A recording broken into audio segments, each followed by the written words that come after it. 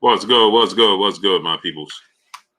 So I see they're going extra hard not to send out the notifications. All things Brooklyn-born Benjamin Harrington, Via Ferreira, St. Louis Mick, my brother. What's going on with y'all? Punchline and Pugilist. What's going on? So we're gonna have a special guest on today, which is Errol Spence's, chief sparring partner, Marvelous Jarvis. He will be in the building. He is a professional boxer himself. And he's a YouTube sensation on top of it. He's 6-0, so he sparred Errol Spence, obviously. Porto African, what's going on? It went viral. Obviously, everybody was talking about, him discussing what he believed took place, with him, Jimmy Bernard, what's going on? With him and Errol Spence Jr. in sparring, right?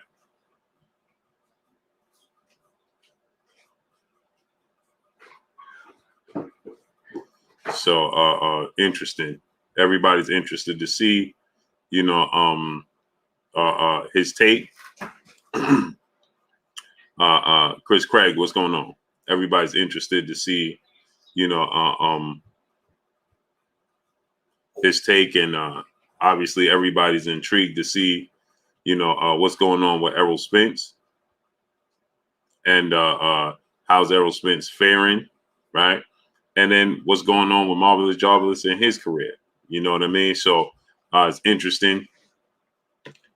It's going to be very intriguing to see, the fight everybody's interested to see is Errol Spence and Terrence Crawford, of course. Capadonna 24, what's going on? But you want to see how Errol Spence return, right? There's a lot of talks that Errol Spence is not healthy. Errol Spence is, his eye is going to be a lingering effect, and it's going to be an issue. Errol Spence is, he got lingering effects from the accident. Curtis Price, Nathan Beckham, King Jr., what's going on? So Jacob, what's going on? Big Block, what's going on? $12, what's going on? So obviously, there's going to be a lot of intrigue there. And Marvelous Jarvis is a professional boxer that don't hold. He's been sparring with Errol Spence for 15 years. Maya Egypt, peace and blessings, Queen. How you doing today? He's been sparring with Errol Spence for 15 years. Julius Thomas, what's going on? And he's a straightforward, honest person. So,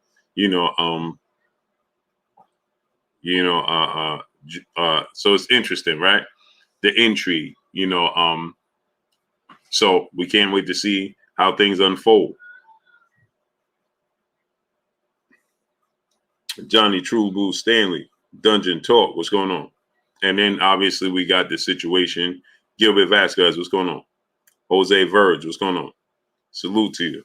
Obviously we got the situation with Ugas responding and saying he's the best welterweight in the world.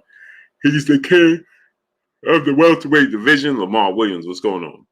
And that, of course, he got to be confident and believe that he can win the fight. There's not too many people that believe that he gonna win the fight, though. Lamar Williams, what's going on? They clearly not sending out the notifications. It's disgusting, man. Mark it in 1, 2, 3. What's going on? It's comical, man. It's comical.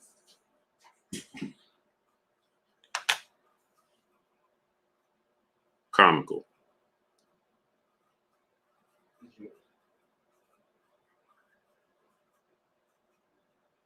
So, so, we're going to send him the link. He's going to jump on. We're going to talk to boxing. Larry Hardin, what's going on?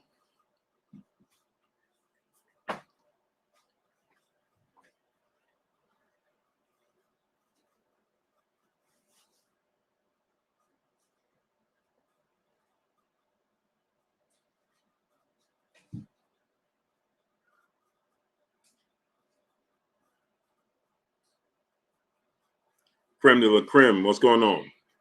My brother Mike on Sports. Go subscribe to my brother Mike on Sports. Yeah, come on, man. Yeah, Mike, come on. we can't even get 100 people. We can't even get 80 people in 10 minutes. Come on, man. It's disgusting, man. It truly is disgusting. It's disgusting, man. Jay, what's going on?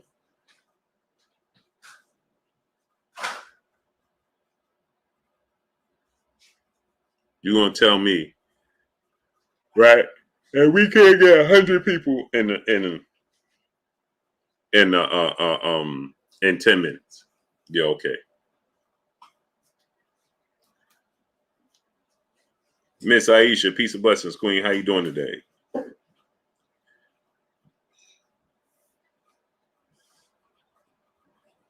Yeah, it is. It is Maya Egypt. It truly is. Yeah, they ain't sending it out. Chad Kelly, what's going on? Come on, we can't get 100 people in 10 minutes. Really? Come on. Well, whatever. Vinny Nelson, Kevin Munnins, what's going on? It's amazing, man.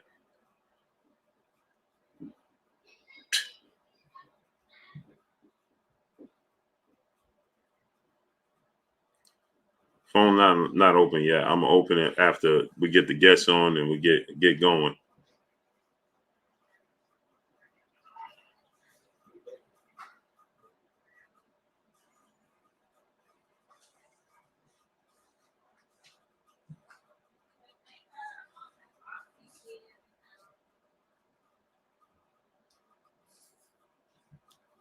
Tim Allen, what's going on? Said, wow, they didn't show you live, Blue. Yeah, they're not sending it out. They're not.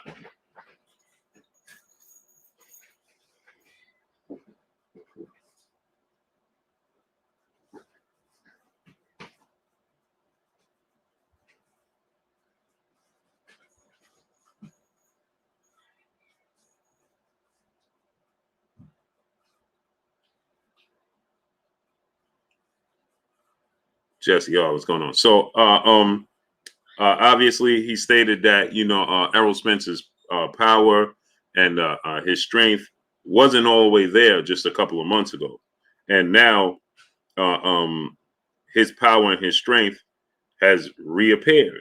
Okay, and now he expects Errol Spence to stop your Dana Ugas, right? Stop him. You understand? He stated that you know uh, uh, um,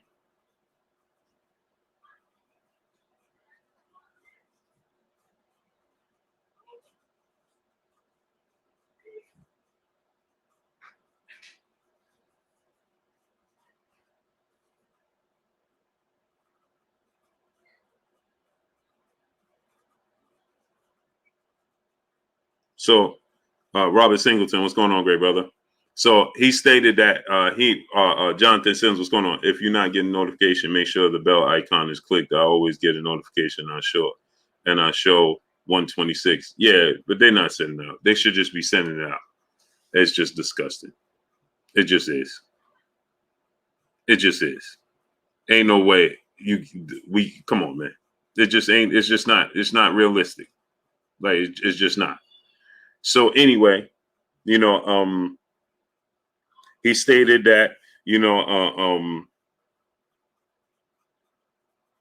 he stated that his power, Goody the Great, what's going on? He stated that his power, McNamara Inc., what's going on?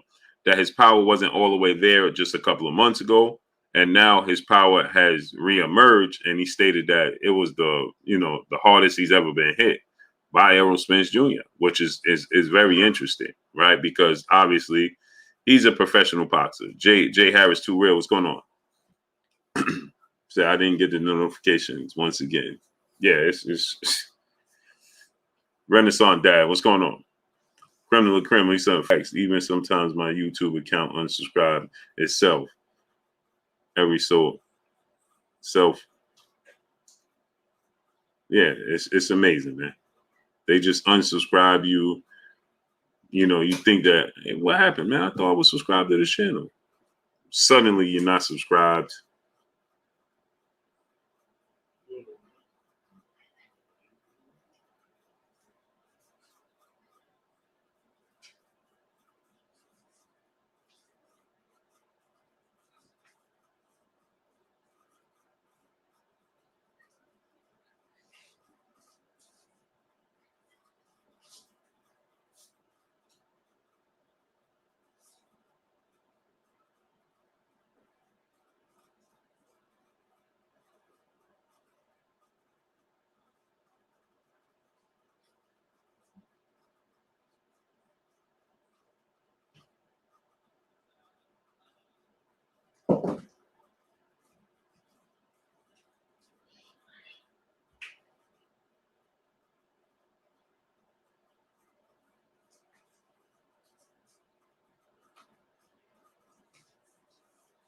Yeah, so very interesting to see.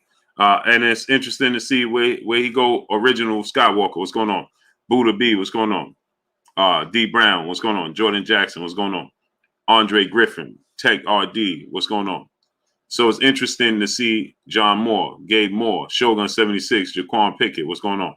It's going to be interesting. It's interesting to see what his career does as well. Not just what, he's not just Errol Spence's sparring partner. He's also has his own career in multiple lanes. So it's interesting all the way around the board. Carl Brown, what's going on? Smash the like button, people. And donate to the channel. I got 7 people already telling me they can't send a super chat. Boston Go, what's going on? So not only are they not Hamilton still won, what's going on? They're not sending out notifications, but they're also going to block you from participating and contributing to the channel. Smash the like button, people. Reese Bro, what's going on? Jack Fresh, what's going on? I got to send something to the wife. Let me see.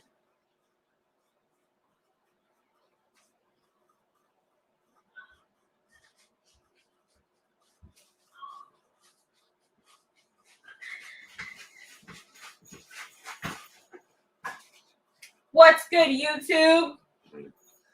Maccabee Chirac, what's going on? Y'all heard my daughter. Ernie V, what's going on? Your mother use Gmail or regular email? She uses Gmail.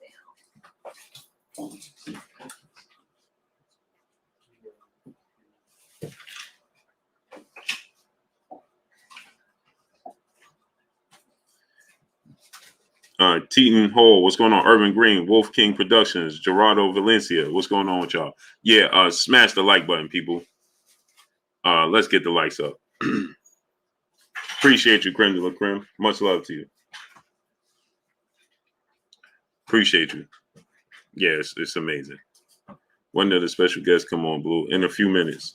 I need y'all to smash the like button. Cassandra, peace and blessings to you, Queen. God's greatest, what's going on? 504 top level, what's going on? So now we get an insight of what it's like to be in the ring with Errol Spence Jr., what's taking place with Errol Spence Jr., and what's taking place with the special guest. So now, you heard Ugas, right? Ugas, he says that he's still the best welterweight in the world. And he was watching a special, Diggy Gone, Positive Apparel. What's going on? Carl Brown, brother in Super Chase said, Blue, just showing you some love, bro. Appreciate you, great brother. He said your daughter gonna take your show. S550J, what's going on, great brother? So Steve Cooley, Reggie Reg, what's going on? God Body News, what's going on? Kenneth West, what's going on? Yeah, smash the like button. Let's work, man. David Cristobal Sala, what's going on? Salute Danny Staley, brother in the super chat, dropping that half a dub on your boy Blue in the super chat. Salute Blue Blood. They are tripping. I haven't received a notification in months. Yeah, it's not. I'm not surprised at all. Not surprised. Just Davis 2310. What's going on? Hey, hold the calls till we get the special guest on. Hold all the calls.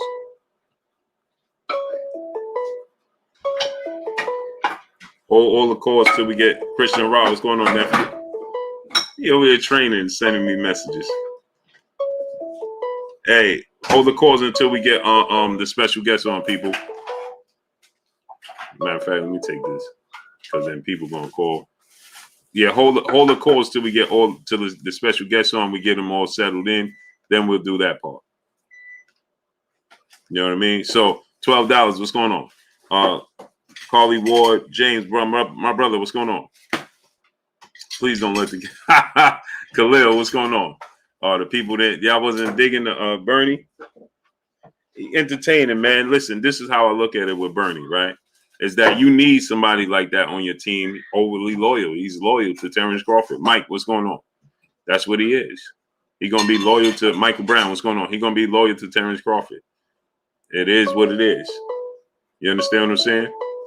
So, hey man, y'all gotta hold the calls, man. Hold the calls.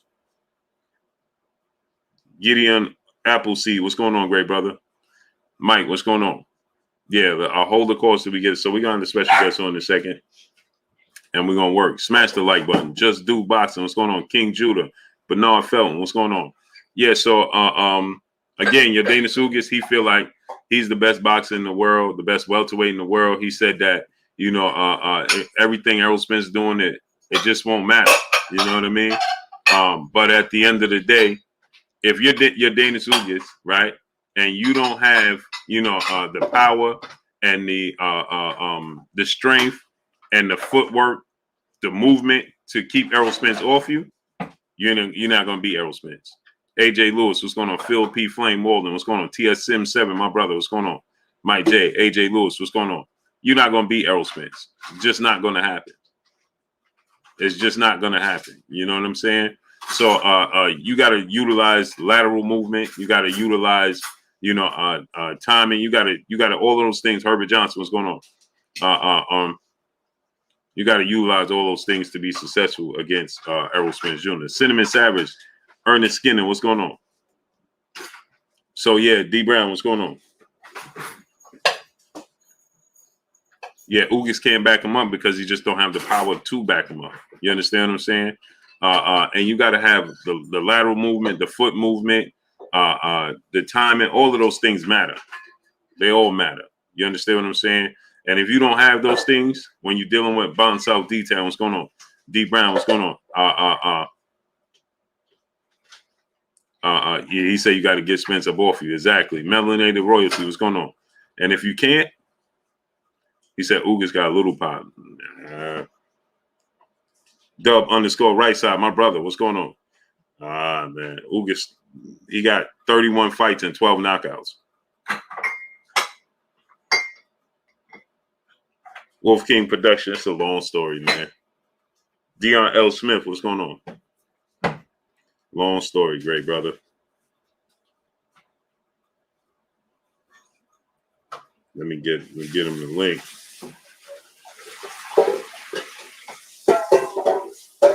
Terrell Grace 04. What's your point? Number one facts. What's going on? Boston and Barbecue, my brother. What's going on? Rick Lazarago. What's going on? You the man, baby. Love your show. Appreciate you, great brother. Yeah, that's why Christopher Protege Matthews. What's going on? That's why they ain't sending out the notifications. They're playing games, man. It's all the way disgusting, man.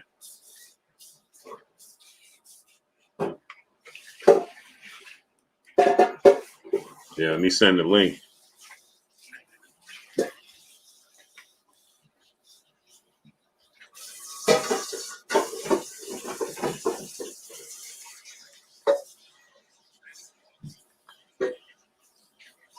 It's amazing, man. Yeah, smash the like button, people.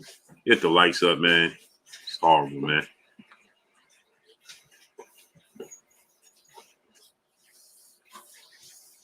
Daniel Staley, brother, he said, salute, Boo Buzz, super chat not going through, and I'm not getting notification. Free bands 509, what's going on? Sherman Callahan, what's going on? Yeah, they're perfect. They're doing that. They're blocking it on purpose, bro. Salute, Saint NDA, what's going on, great brother?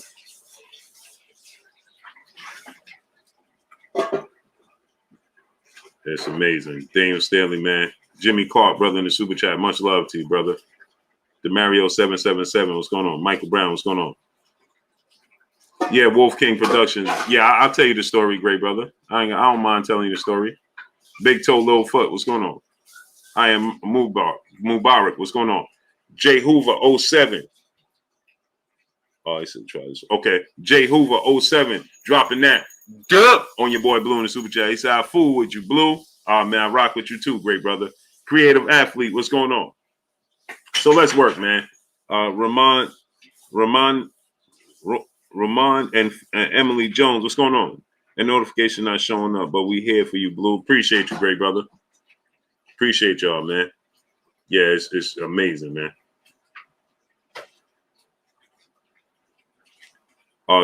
Spark said, what's your cash app? Blue Blood Sports TV, all one word without the number 7. Las Vegas Leon, Creative Athlete, what's going on? Hey, Leon, hit me up, great brother, because I ain't going to be able to make it.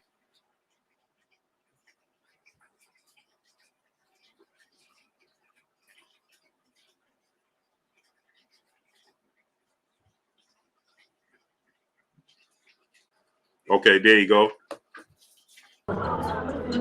There you go. Let me get out of here real quick. Let me get out of here. All right.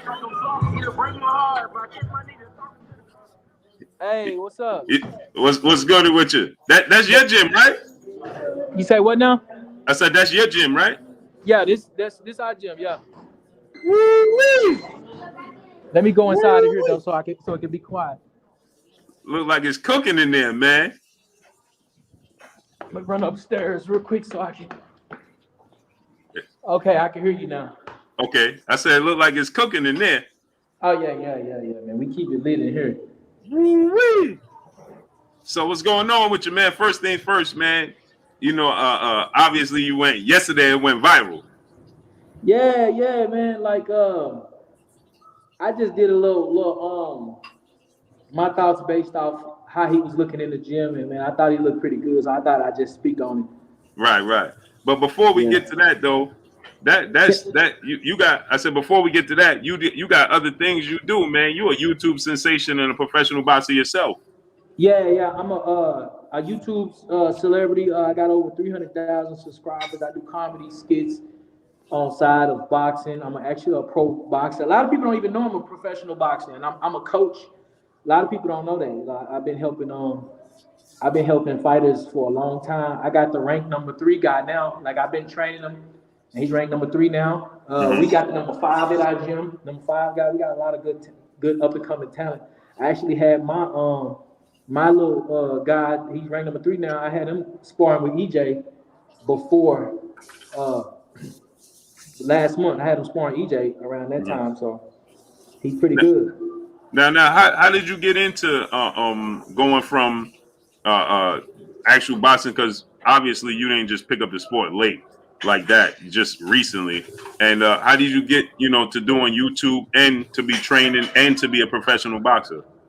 I've been boxing since I was like 16. We actually, me, EJ, Maurice Hooker, and all of us, we actually from the same city. We all started together. So we've been around it for such a long time. I just took a layoff because I wasn't, and the fire wasn't in me like it was a while back.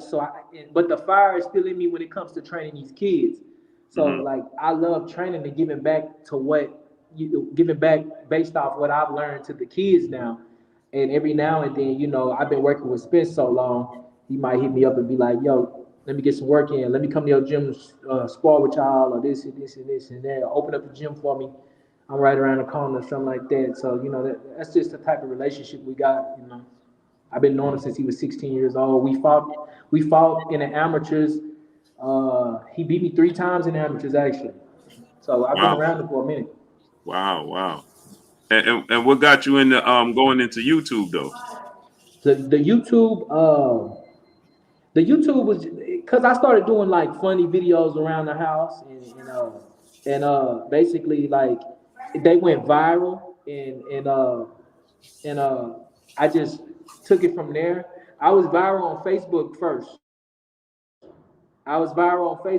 And then I had like people, Facebook was getting hacked and stuff like that. So I said, you know what, let me just put everything on YouTube. Because I never heard about YouTube getting hacked or nothing like that. So I put everything on YouTube, and I say like a few months later, I had millions of views and I didn't even know it.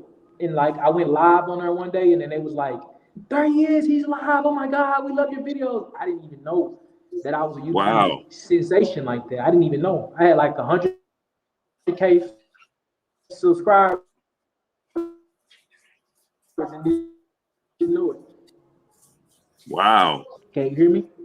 Yeah, I can hear you. Hold on, I'm doing an interview, y'all. You can hear me? Yeah. Wow. So when did you realize, that you was a YouTube star like that? Hold on, let me go outside because I think the connection is bad. Okay.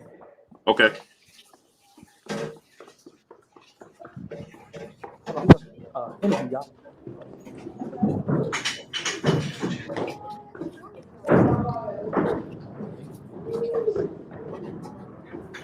Man, that gym is. Can you hear me? Yeah, I can hear you. Yeah, I can hear you. I just like got online like about I've been knowing for a while now, but I'm saying at first I did not know that I was a YouTube sensation for a minute. I did not know. I Right. just got online one day and everybody was like, he's live. Oh my God, it's Marvelous Jarvis, Marvelous TV. I watch all your stuff. And I did not know.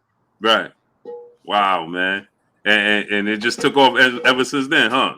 Yeah, it's like then I just, I stayed with it. I got content built up in my head all the time where I could just write different things and actually make the world laugh and actually put together these stories. Right now I'm doing a boxing story about bullying and stuff like that. And I got the kids playing this and, so I got everything. I got my foot in the door with this boxing stuff and this acting stuff.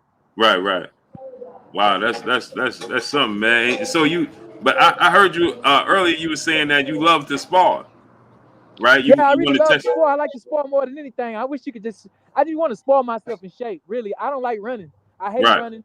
I hate the running part of boxing. So like every time EJ call me and be like, "Hey, you want to spar?" I come because I hate running. Right. But So, this last time, just going to his gym, I felt the difference. It's like, nah, I just can't keep running and jumping and sparring with no world champion and not doing anything else. I see now that I got to get on my strength and conditioning and all this other stuff because he's not hitting the same. Yeah, he's definitely not hitting the same. Now, before we get into EJ, what are some of the other big names that you sparred in your career? I've sparred Jamel Charlo before. I sparred Robert Brandt before. I sparred an old champion when I was young. When I was like 16, I sparred Quincy Taylor before when I was a little kid. Wow. I don't know. I sparred a lot. Julius, I can't think of his name. He fought Charlo. J-Rock. He fought Charlo. Charlo ended up knocking him out in the later round, like in the 12th or the 11th or something like that. I sparred him before. Yeah, I couldn't tell you. It's so many people that I've sparred with, I wouldn't be able to tell you. Now you say you sparred with Jamel. Yeah. Everybody loves those comparisons. So what is it like sparring Jamel and then sparring Errol? What's the difference? Errol, like, what you mean, like the power difference or like overall, like skill set, everything? Well, they got two different styles. I think based off how I move and how I move around the ring and how fast I am will upset a guy that's bigger than me. So but with EJ being about the same size as me and just as fast, he will probably do a lot better than other people. You know what I'm saying? But like I can't judge it based off that because both of they two different sizes, they two different styles, and I might can get away with certain things that I can't get away with EJ. That if it was the opposite way around, that EJ might couldn't get away with, versus if it was somebody bigger. You know what I'm saying? Mm-hmm. But as far as the power, they about neck to neck. Like as far as power, like I'd rather get hit by. If I had to choose to get hit by somebody, I'd rather get hit by I mean, I really now one of them because both really it's hard, man. It's so hard to say because EJ like okay, only this last time is where I felt power from EJ where any punch could hurt me. You get what I'm saying? EJ has never, to me, he has never been a puncher where he can hit you one time and knock you out. He's always been a break you down kind of guy where he accumulation hit you in the ribs here, hit you here, and then you can't take it no more and you take a knee. Right. Well, Jamel Charlo, on the other hand, you can see him losing about 8 rounds and then he'll just get the knockout. You get what I'm saying? Right. Like Dante Wilder, he could be losing to Luis Ortiz or he could be losing to these guys and he just boom and hit you and it's over and you lost the whole thing. I never thought of EJ as being a one-punch knockout guy, but I do see Charlo able to do that.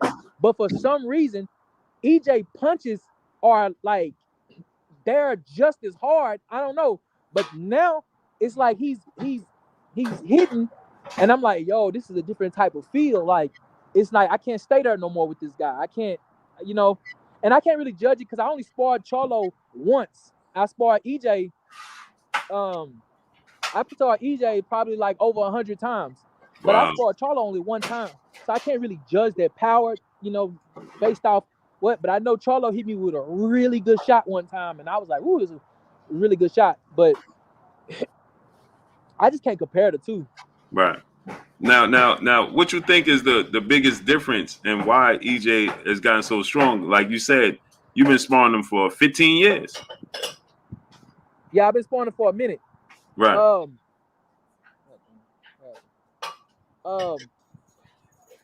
I think you can see my eye, and my eyes is like black, but he did not hit me in the eye. He hit me in my nose, and it went to my eye. But I think he doing strength and conditioning on the slide. I like see what like this is EJ. EJ, he'll spar with us, and we let's say that he don't have a camp coming, he don't got nothing coming. I mean, he got something coming up, but it's like in the beginning. He'll spar with us like 6 rounds, right? And it'd be like some good work. And then like a week later, he come back and he be different. Like he just be like he done ran, he done did all this. He sneaks and work out. Like he sneaks and do it. He'll sneak and run. He'll sneak and go work out. He'll wake up late at night and double run and do stuff like he does things. He does things that I'm gonna be there in a minute. He does things that we don't know. So when he comes back and we just still on that same level, he done progressed. He done ran. He done been sparring. He done been doing something. He done been doing strength conditioning. He's doing something. He's always doing something. Right. So and he studies the game. He's not one of those guys that just sit back. He's gonna watch something. He's gonna watch film or something. He's always studying. He's always doing something. So it's just like that's why he's getting stronger. Because while we around here still doing 6, 7, 8 rounds, he done already got up to 12. He already at 12 rounds. He already in 12 round shape. We did 12 yesterday. I did the other guy, not to mention when he hit me with that shot, he had just got through doing about 6 rounds. And then he came in and did 4 with me. Wow. So, now now everybody gonna want to know, what punch was it? Was it a straight left hand? What was it? I don't want to give out the secrets. I don't want to give out the secrets of what he hit me with, but because he might want to use that, might be something that he's practicing on versus Ugas that he don't want nobody to know. But I can tell you this, it was a really hard shot. That it took me that round, because he hit me with the shot in like a minute in. So it took me that round plus the next round to recover. Wow. Man, wow. Like me, I got a chin. Like when I could get hit with some pretty heavy blows, and I got big, strong legs and stuff like that. When I tell you, I was like, damn. But I ain't falling. I don't give a damn who you is. I don't give a damn who you is. What you say? You wasn't gonna go down? I ain't going down. I ain't going down. I fought it out. I came out for the next round. I fought it out. I was throwing my punches still, I just made sure I didn't get hit with another big shot like that, because another big shot could have did damage. Now let me ask you this: when he hit you with the shot, did he know it? Did he try to get on you, or did he ease up? When he hit me with the shot, I grabbed him, and he said, "Got his ass." He said, "Got his ass." And I said, fuck you. Fuck you. He said that shit though. Like everybody started laughing. Got his ass. I knew I was gonna catch him with it. Got his ass. I was like, all right, bet. Me and EJ talk the most shit. Like I'm probably the only sparring partner that talks shit. I talk shit all day. Right. Like, shut up. Yeah, come on, let's go. Yeah. Right. Oh, that didn't hurt. We talk shit like that all day long. Like when we spar. That's how, like, he don't really talk shit. I do. Okay. And then I try to make him mad. I try to get him out of his element, but it's hard to get in EJ head. But if he hits you with a good shot, he gonna talk that shit. He gonna let you know. He gonna talk. So now let me ask you this. I like to bring that side out of him. He's more fun. Like I love to get him revved up because he's fun when he get off into his like y'all don't know EJ like we do. Like when he start talking, when he start getting in his mode, like it's like he's just super fun when he get that way. So I might get in the ring and be like, oh, that shit didn't hurt. You better not throw that weak ass punch at me. Oh yeah, here I come. Right. And I get him like, all right, yeah, we'll see that. And I be like, I love it. I love to get him revved up. I love to get him hyped because people don't know that side of him, but I've seen it a lot. So I just try to get that side out of him a lot.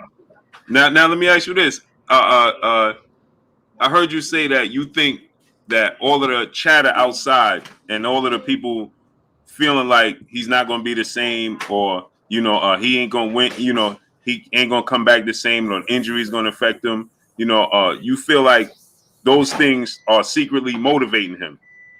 I do. I mean, of course, he's gonna say no. Of course, he's gonna say things like that don't bother him. But I think any man is human. I think everybody got feelings. I think that we see we see the things like that, like outside of boxing. I mean, there's nothing else to do but look at the internet and see what's going on in the world. And he hear the critics, he hear the people talking, the naysayers and this. And I think that's motivating him. I think any type of motivation that you can get is good to fuel yourself. And maybe these last couple fights, he just knew that they were going to be something that he can, something that he can walk through and possibly win. But now it's like these people saying this and saying this, so let me win in a different fashion. Let me show y'all that Errol Spence Jr. is still the same guy. Even I can even be stronger. I can even be better. Because I can tell y'all one thing. Errol fight these guys. When Errol fight these guys, I swear to God to y'all, he do not be at 100%. Like when he fought Kell Brook, he wasn't at 100%. He wasn't at 100% when he fought Kell Brook. He wasn't at 100% when he fought some of the fighters that he fought. And he still was able to pull it off just at being like, just like I'm doing an interview. So just like he wasn't 100% of those fights, so and still at the percentage that he was still able to do excellent.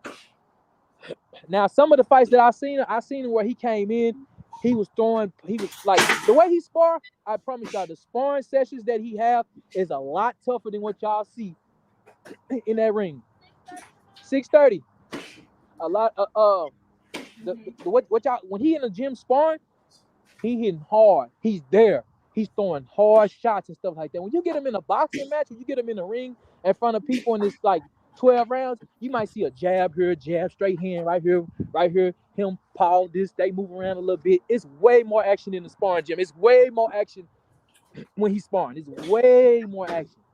Y'all not getting that side because it's a lot dangerous going into the pros with them 8-ounce gloves and no headgear.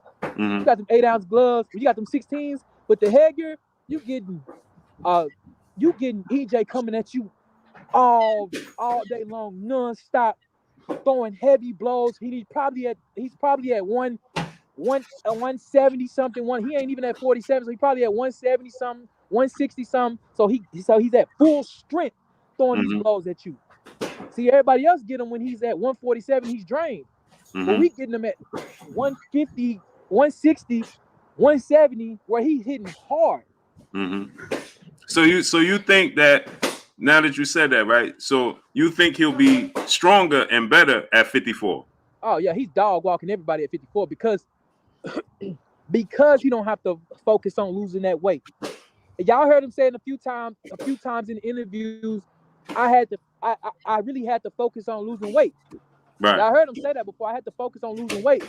So imagine him just putting all that energy and effort into just training and strengthening conditioning and not having to worry about dropping that down to that 147 because EJ does get a little big. Now, seeing that and seeing him in camp, being in there with 15 years, I heard you say something that stuck out to me. You said his ring IQ got better.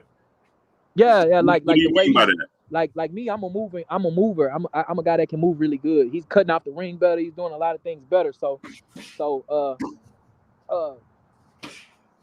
I could just tell his IQ is going up a little. Oh, let me put his headgear on. Yes, sir. Y'all finna go up? Yeah. All right, I'm gonna make that. Hold on. Oh shit! Hold on. Damn, somebody.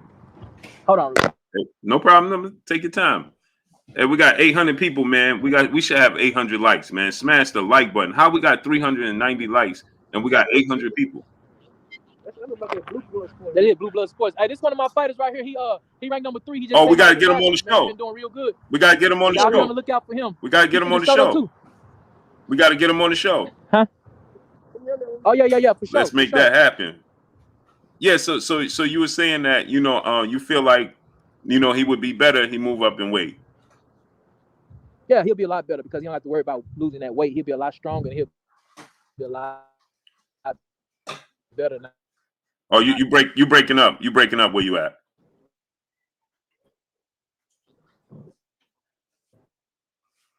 Yeah, when I go inside this gym, that's what. Give me when you finna go up, bro. Yeah. So now let me ask you this, right? Yeah. The fight everybody want to see is him and Terrence Crawford. But how do you feel this fight is going to go before that? How you feel about this Ugas fight with him and where he's at right now? If he keep training like this, if he keep doing this, whatever he's doing, strength and condition, I say he stop Ugas. I think he'll stop Ugas. Ugas is no pushover. Everybody know that EJ is most likely to win. Only way you can see Ugas win is if he throw a lucky punch or something like that, or he just EJ just not himself or something this day. But no, they want to see how he's gonna win. They want to see what fashion he's gonna win in, and I say he stops Ugas. I think he stops Ugas. Now, how you see the fight? Now, you said you wanted to see, and I understood your logic. You said you wanted to see him against Keith Thurman, get the bag, and then go into the biggest fight with Terrence Crawford. Yeah, see, like now that's just from speaking from a friend standpoint. Now, right. if I was like as a fan, as me looking at it as a fan, Crawford a long time ago. I wanted to fight Crawford a long time ago. But me looking as a homeboy and like I want you to go and make the most money you can, and then take the most toughest fight that you can and make and squeak every dime out before you get to that end of that road. Because Terrence Crawford is the end of the road. Who else is there? Right. Now, how you see that fight? Just looking at Terrence Crawford, the eye test, him and Terrence Crawford. If EJ stay focused and he stay hungry and he's training his ass off, he's not doing no type of partying. I say he could stop Crawford if he comes in and he's just training for the like just training if he come in shape and stuff like that, but he's just like still kind of like slacking a little bit. I say EJ will win in the decision.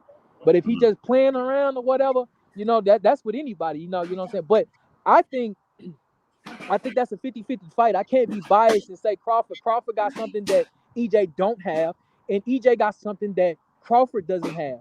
Both of them possess something that each other don't have, so I feel like that will make a great fight, But I'm gonna go with EJ due to the fact that the size difference. EJ is a natural southpaw. EJ has a gas tank that I feel is better than most 47s. And Terrence Crawford, he switches into the style, but he also gets hit a lot sometimes when he switches. His offense is a little better, his offense is a little better, but he does get hit with shots sometimes. And I feel like some of the shots that can land for EJ, if they land big, they could possibly hurt Crawford. Now, it's the same thing with Crawford. A lot of people saying, well, Crawford doing this, and he's doing this, and he's doing that, and he's doing this. Sometimes fighters don't be the same after taking losses. You get what I'm saying? So you can say that Crawford beat Sean Porter like this, or you can say Crawford beat Kell Brook like this, or something like. But EJ fought them guys at a time where they probably was more hungry, or they probably was more, off into it. You know what I'm saying? He might could have got him at a time where they felt, like I'm just here, or just, But Sean is no pushover. Sean makes a good fight for anybody. I don't care who it is. Sean, if you push Sean in the ring, he mess around and squeak a victory out on you. You can't fight Sean more than once. I don't think you can fight Sean more than once. Sean gonna figure it out. Now, there's another guy that arrived on the scene that everybody want to see, and that's Jerome. Yeah, there you go. What's your thoughts on him? I haven't seen him yet, so I can't really speak on him. If I was Boots, I would fight like a champion that's not like I would fight like somebody like Danny Garcia, or I'll fight like which Danny Garcia. Don't make it seem like I'm not trying to say that he's like, but he looks like he's like out of the four, out of Keith Thurman, Terrence Crawford, Errol, Spence, and Sean, Danny might be the one where he possibly can make his name, and he could possibly lose to him, but he probably can. He's not a gateholder. I can't find the right word for it. He's not a gatekeeper or nothing like that. He's still world champion, but he's like right there at that level. Yeah, but he won't even spar Boots. Oh, he won't. Let alone fight him. Nah. Yeah, they've been trying to even spar him. He won't even spar him. So I haven't seen him at that level. So like say for instance, him fight like Sean Porter. I wouldn't even let him fight Sean Porter at this time right now, because Sean Porter's been there. Sean Porter throws a lot of punches. He's a dog. So I want to see how he will handle one of the champions that's gonna sit there and box with him a little bit and see how he get past that. Then level it up. Like then throw a Sean or then throw a Keith Thurman in there. Then throw a Terrence brother Errol Spence in there like that. That's just me building a fighter up as a coach, looking at it as a coach standpoint. Right. I wouldn't just throw him right to EJ. I wouldn't just throw him right to Bud, just like that. Right. Now let me ask you this, right? You said that he also you feel like he got faster. He was faster. He has. I don't feel like that. He was faster. Like he was a lot faster. Is it now without giving up too much? Is it just his jab that's faster, or his feet are faster, or just overall? Maybe it's because he's getting. Maybe it's because he didn't look too heavy to me. So it could be the fact that he got down in weight, and he's getting used to being down in that weight, and he's doing it early, other than just doing it at the end or something like that. So I think he's getting used to the 47 weight a little bit this fight. And maybe he's doing strength conditioning. I know he's doing some type of strength and conditioning because there's no way. There's no way that a month ago I was standing there with him. I don't catch EJ punches like this. I move out the way. Like I make sure I move out the way. I don't catch his punches like that. A month ago I was catching him like this. Right. Okay. Yesterday, damn, nigga. You mad at me? Now, let me ask you this, right? You said like he got faster and everything.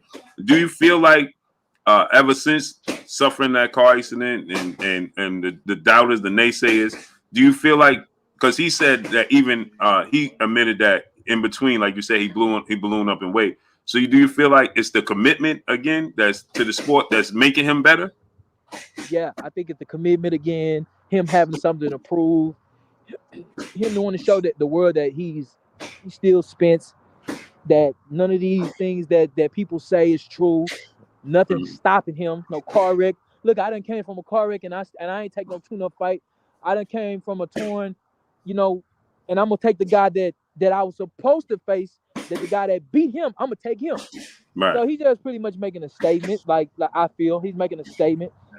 So, I mean, everything is from how I feel, though. I don't know. I haven't talked to him about it. He don't really speak much on other people. He don't down talk people. He don't speak much on other people like that. He's like, yeah, it is what it is. Like, yeah. I dog this guy if I fight him, man. Can't nobody. He don't really he mellow with it. Right. Now, two more questions, and I'm gonna let you go because I know you got to work. Now, as far as his conditioning and those things take place, those things factor in. Everybody wants to know about the injuries. Now, do you see any lingering effect from the eye injury? No, I don't see no. And I said this a month ago. If you go look at my YouTube channel, we sparred a month ago. It's on my YouTube channel, and I said something about. And before you get to that, let them know where they could find that on your YouTube channel. Marvelous Jarvis. Just type in Marvelous Jarvis, Marvelous TV, and then just type in Marvelous Jarvis, and then just type in boxing, like right beside it or something. And everything about boxing probably pop up. You type in my name, you're gonna get all the comedy stuff. So you gotta type in boxing right after that, and you will see or just type in Marvelous Jarvis Errol Spence or something like that, and you will see me talking about him, and you can see that I put the camera towards him. He looked down in size, his weight, he looked good. But around that time, as you can see, my face was still, my face was still good. It looked like I got in some good work. Looked like I didn't just get hit with a fucking sludge hammer, And then now coming back a month later, it was something different about him. And so you can't see no actual visual effects from the eye or nothing like that. I can't see. Okay, when I sparred him a month ago, I probably could have thought that because I was like, I was like throwing punches and stuff, and I was hitting him sometimes, and I was just like, I hope nothing wrong with his eye or nothing like this, like that. But EJ is always working on something new. Maybe he was trying to time something he was trying to do, and I feel like exactly what he was trying to do to me that day, he actually did later on. Because EJ don't spar to win a lot of times. He's something and that's for me too. I don't spar to win a lot of times. I spar to learn new things. So I know y'all seen this footage of this guy, and then they said, "Oh, EJ losing his sparring partner." I was there. Anytime EJ decided to turn up, is a different story. EJ does not spar all the time to win. He spars to learn things, and that's what boxers don't do. Like if you in the ring, all these boxers were saying, "Oh, I got the better of him in sparring." Who cares? Like I done had a fighter beat a fighter up in sparring bad and got in the tournament and lost to that same guy, didn't even get touched. You know, Wow. don't Wow. count that sparring shit as nothing. Like, me personally, I feel like I can spar anybody in the world. I don't care who it is, and I will give them a tough sparring session. I don't care who it is. But if you put me in there in a ring with them and do 12 rounds, certain fighters that I know that I could do good in sparring with, I'm not doing good with them. It's just Right. it's a different feel because you got the crowd around you. They've been there before. They got the 8 ounces on. It's a lot of stuff that comes with it. You got to under the lights, people perform different. You know, Right. it's no doubt in my mind that if I get in there and I spar with any of the top guys, that I would do really good with those guys. But if I fight those guys in the pros, I probably wouldn't do so good with those guys until I get that experience of being on that level of 20 fights and 25 fights. So a Right. lot of this stuff goes in, and that just took years of coaching and just learning the game and stuff like that. Right. You know? Now, my brother Marky Dan 123 in the super chat, he said he loved your content, your vids. The one about when you the Hulk touched your girl that had him in tears. He said salute to you. That's one of my most popular ones. Yeah. Now, last question. I'm gonna let you go. Derrick James, my guy, man. I think he's one of the best trainers in the world. You a trainer yourself. What makes Derrick James so good as a trainer in your eyes? Well, Derrick James, like he boxed himself, as you know, like he fought before. Derrick James was ranked as an amateur.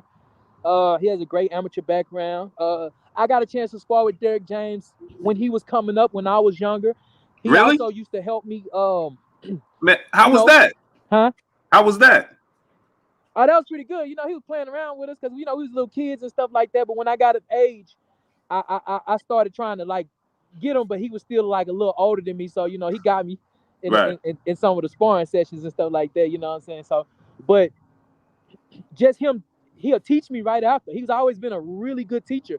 Like if I get out the ring with Derrick might be like, Jarvis, you're throwing your jabs like this, and you can't do that shit, man. You know that? And I was like, yeah, I hear you, Derrick. Like, right. He always been a really great teacher. So that's just how he is. He's a really good guy, really great teacher, really great guy to be around.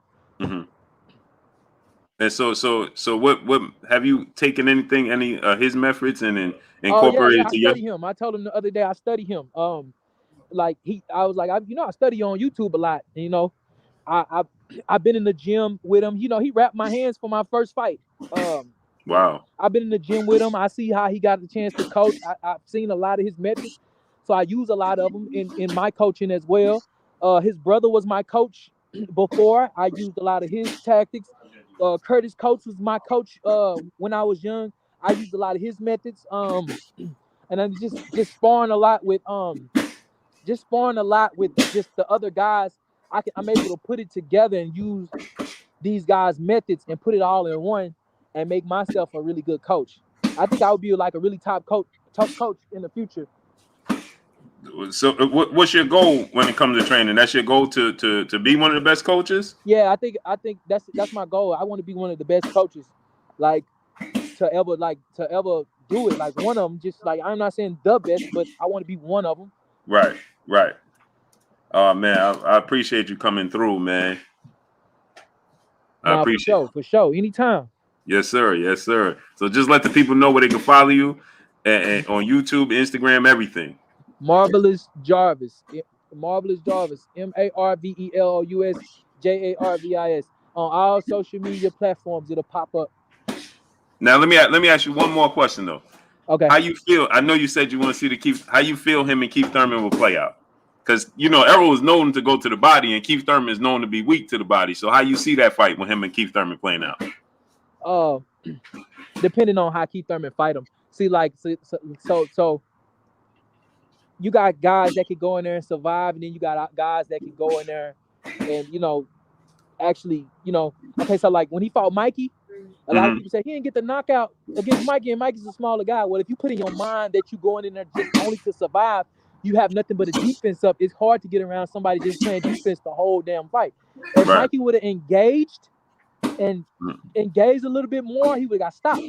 So if Terrence Crawford fight him with the mindset to engage, he's gonna get stopped. But if he come in there to fight him, I mean, he come in there with his defense and moving around the ring. It's pretty hard to stop a guy that just on defense, especially if he's fresh. It's hard to stop a guy if he's just in there to survive. Yeah, absolutely. So, but we appreciate you coming through, bro. Fight though. Keith Thurman is no pushover. That won't be no easy fight for Errol. I don't know why people think that's not no easy fight. I think he watches Keith Thurman, but that's not an easy fight. Right. Keith Thurman win a few rounds. Right. Well, we appreciate you coming through, brother. You can hear me? Oh, breaking up. Yeah. I said I appreciate you coming through, man. You can hear me? Oh, you broke up. Hey, smash the like button, man. We got 930 people and 600 likes. Get the likes up, people. Irvin Green, brother in the super chat, he said, Blue, you see Shakur dodged that question about how about between Terrence Crawford and Boots plays out. Yeah, they ain't gonna get into that, bro. They ain't gonna get into that. Marky Dan 123, brother in the super chat. I love your vids, bro. Oh, I read that to him. Smash the like button, people. We should have, man. So I don't tell y'all to smash the like button. You don't smash the like button.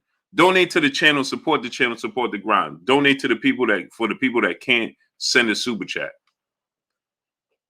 Emily Collado, peace of blessings to you, baby girl.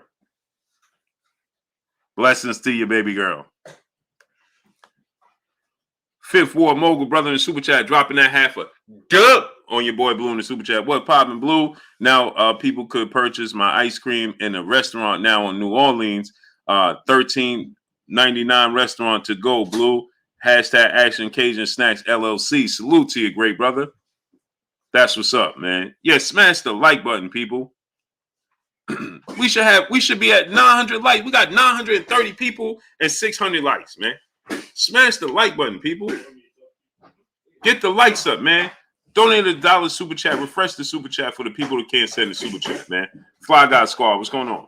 Teron L. Smith, brother in super chat. Thurman keep trying to get the fight. Errol gonna beat Ugas so bad. Thurman gonna be like, Red Daddy, you want some of this? No. You want some of this too, old man? No.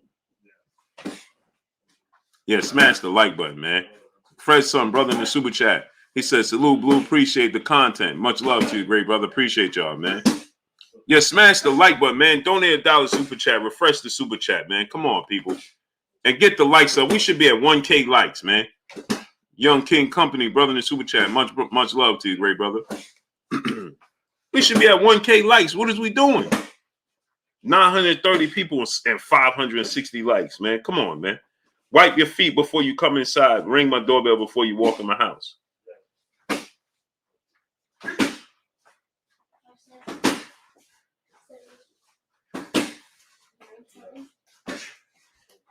Look at my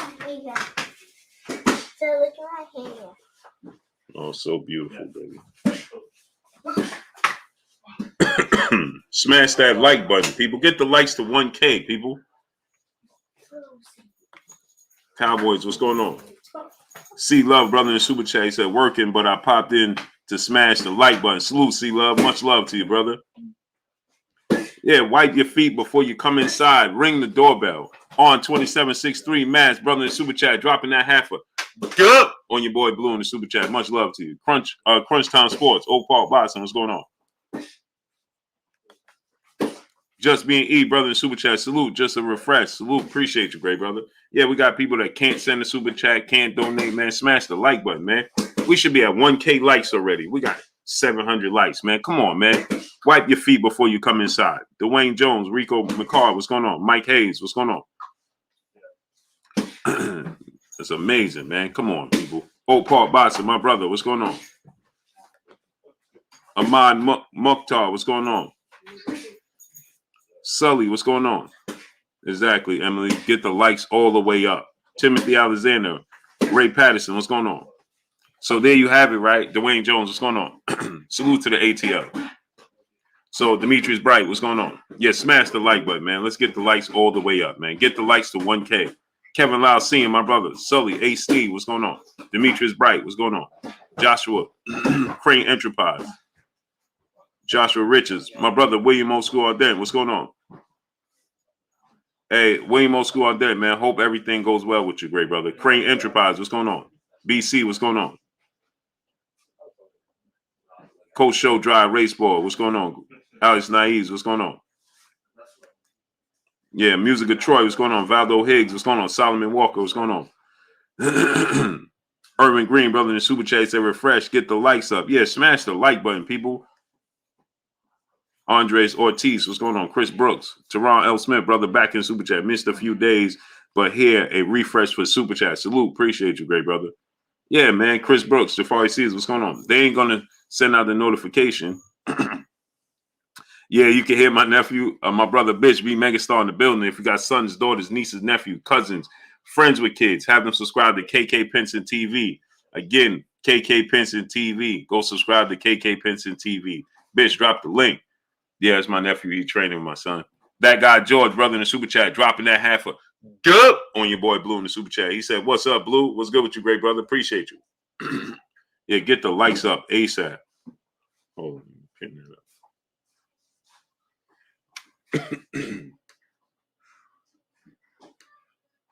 Yeah, get the likes up all the way up. Kevin Walton, what's going on? The Go Millionaire Mindset. Kels, what's going on? Jerm Mackey, what's going on? Valdecris, what's going on? Valdino Higgs, what's going on? Giovanni Walker, what's going on? So y'all heard it right there, right? So all the questions, people are questioning whether Errol Spence Jr. is healthy. Is Errol Spence Jr., going to have lingering effects from the eye? Young King Company, brother in the Super Chat. Sounds like somebody's practicing the hooks to the body. Yeah, it's my nephew training with my son. My nephew training with my son back there. Dasha Young, peace of blessings to you, Queen. Said, my husband watches you all the time, but I'm just here to smash the like button. Blessings to your husband. Appreciate y'all.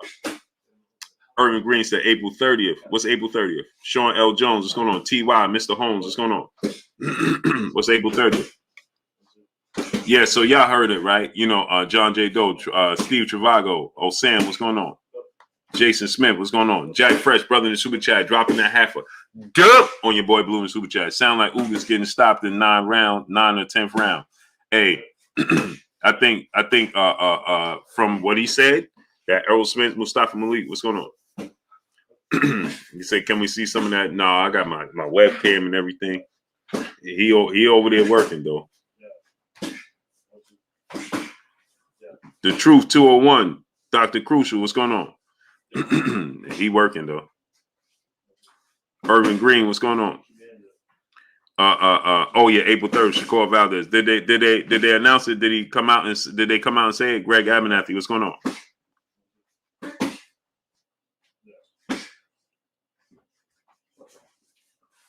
Oh yeah, okay. Greg, he said great interview, Blue. This I did not put my vacation in for the Spence fight. I took a GMO and Charlo and versus Canelo getting made. Okay, it's all good. Cheese All Out Fitness, what's going on? My brother Charles Edward Cheese in the building. What's going on? Darren Garcia, what's going on? Eddie Boy SS, what's going on? Urban Naturalist, what's going on? Erica Bailey, peace of blessings, Queen. So you heard what he said, right? So all the people that's questioning Errol Spence's injuries, his health, Herbie Gore, what's going on? Ashir Shameen, what's going on? Everybody's questioning his health, the injuries, those things. Jadarian Simon, what's going on? Well, you heard it here first. So now I'm going to open the phone line, so I want to hear what y'all got to say. But I need y'all to smash the like button. Get the likes up. We should have 1.1K likes. Ray Patterson, what's going on? I need y'all to smash the like button, donate to the channel, refresh the Super Chat. Or everybody can Super Chat. Let's work. I'm about to open up the phone line so we can work. Smash the like button. Get the likes up. Get the likes of the 1.1K so we can open up these phone lines. I want to get your opinion. Crimson Fire, Lamar Williams, what's going on? I want to get your opinion, what y'all thought about it, what y'all think going to happen with Ugas and Errol Spence, and what you think about his health moving forward. But I need y'all to get the likes up, man, because I don't want to continue to say, hey, get the likes and get the like. No, let's get the likes up now. Stop throwing it from your hip. And stop straight and stop squaring your body up. Azik Young, what's going on? Anai Israel, what's going on? No, that's Anai Israel. That's somebody, a fan made that. IJ Flavor Henry, what's going on? Lamar Williams, what's going on? Yeah, get the likes up, people. All right, hey man, listen, we have 930 people here, and we got, come on, man. I don't know where they do that at. Reese, bro, what's going on? Get the likes up to 1.1K. Smash the like button. Get it all the way up. Ravarius Jones, what's going on? Is the fight official? Haven't seen much of it promoted. What fight you're talking about? Shakur Stevenson or Errol Spence and Ugas? Wiseman, what's going on? Way Long, what's going on? Yeah, I give them tips and stuff like that. The one and only 14, what's going on? In your opinion, who is the bigger welterweight, Spence or Ugas? Ugas looks like he's pretty big. Ugas is definitely a big welterweight. Steven Taylor, what's going on? But I think they're the same size. Dom G, what's going on? Knock Your Block Oseto, what's going on? Boston Barbecue, what's going on? I think that Ugas and Errol Spence are about the same size. Ugas got shorter arms. Willie Cole, what's going on? Ugas has shorter arms than Errol Spence. Fredson, what's going on, brother, in the super chat? Much love to you. Ugas definitely has shorter arms than Errol Spence. But Ugas, just do boxing. What's going on? James with the AZ, my brother, what's going on? We should have way more likes than that, man. That's disappointing. Punch Drunk 412, what's going on? Don K, what's going on? Brand New, what's going on? Wiseman, what's going on? Pat Greedy, what's going on? We should have way more likes than that, man. We should be at past 1.1K likes. Bernard Thomas, what's going on? Spence a little bigger. I think he's a little bit taller. He's not. I think they're about the same size. Errol Spence is probably like a half-inch taller than Ugas. You understand? Yeah, get the likes to 1.1K, man. They don't send out the notifications. They block people from donating, sending super chats, and then then y'all don't smash the like button and participate. It's free. Get the likes all the way up. Get it up. A1 Hoops on my brother Emmanuel H in the building. The likes to 1.1K.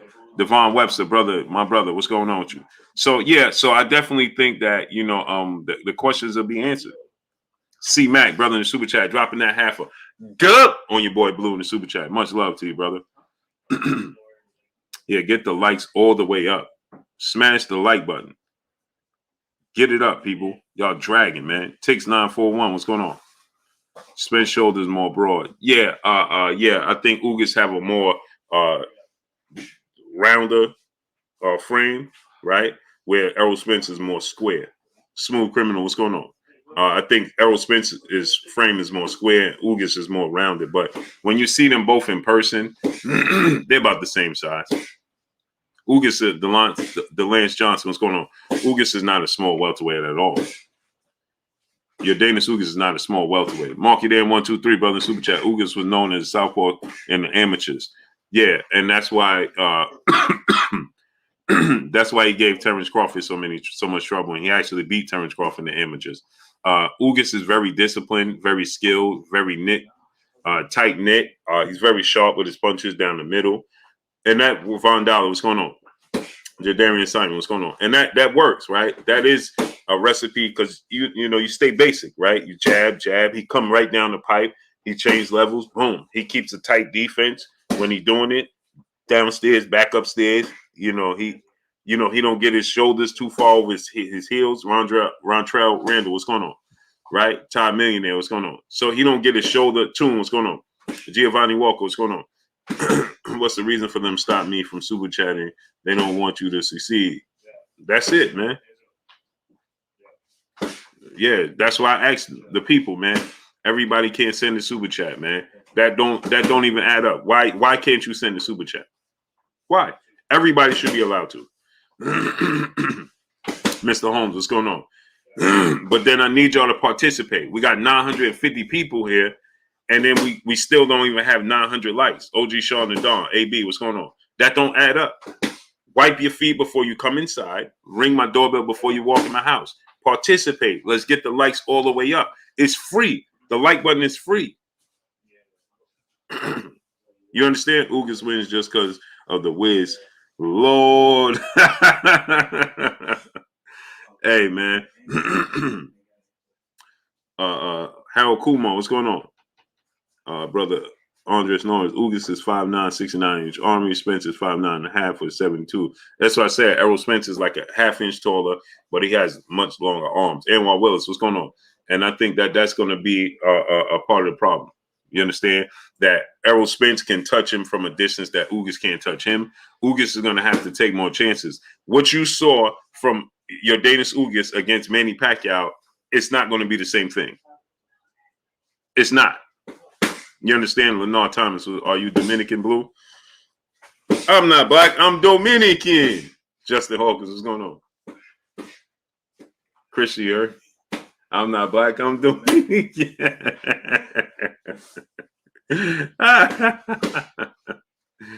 Man. Mo Dollar, what's going on? This ain't the amateurs. Exactly. So, no, his style worked against Manny Pacquiao, right? The southpaw, his style works for southpaws, right? He's going to give southpaws trouble for sure. But the problem is, you know, I could feel the left hook usually like about pinning him to the right to get the right hook. I'm not supposed to, because I can step over, like I can step. Right. I can step to the side. Yeah. But you got to bend. You got to bend and step over. Right. But step up as you're doing it too. Right. Right. But don't square yourself up. Right. Right. You keep and answer the phone. Hold the phone. Right. Most important thing is to do what? Hand down, man down. Amir Nelson, what's going on? Mark Franklin, what's going on? Raymond Murphy, brother in the super chat, dropping that half a dub on your boy Blue in the super chat. What's good, Booba? Still following you every day. Be a wild catching you live, hitting the like button. Salute. Appreciate you, great brother. Jay Gadget, what's going on? Infamous Nova, what's going on? So the thing is, YG805, what's going on, great brother?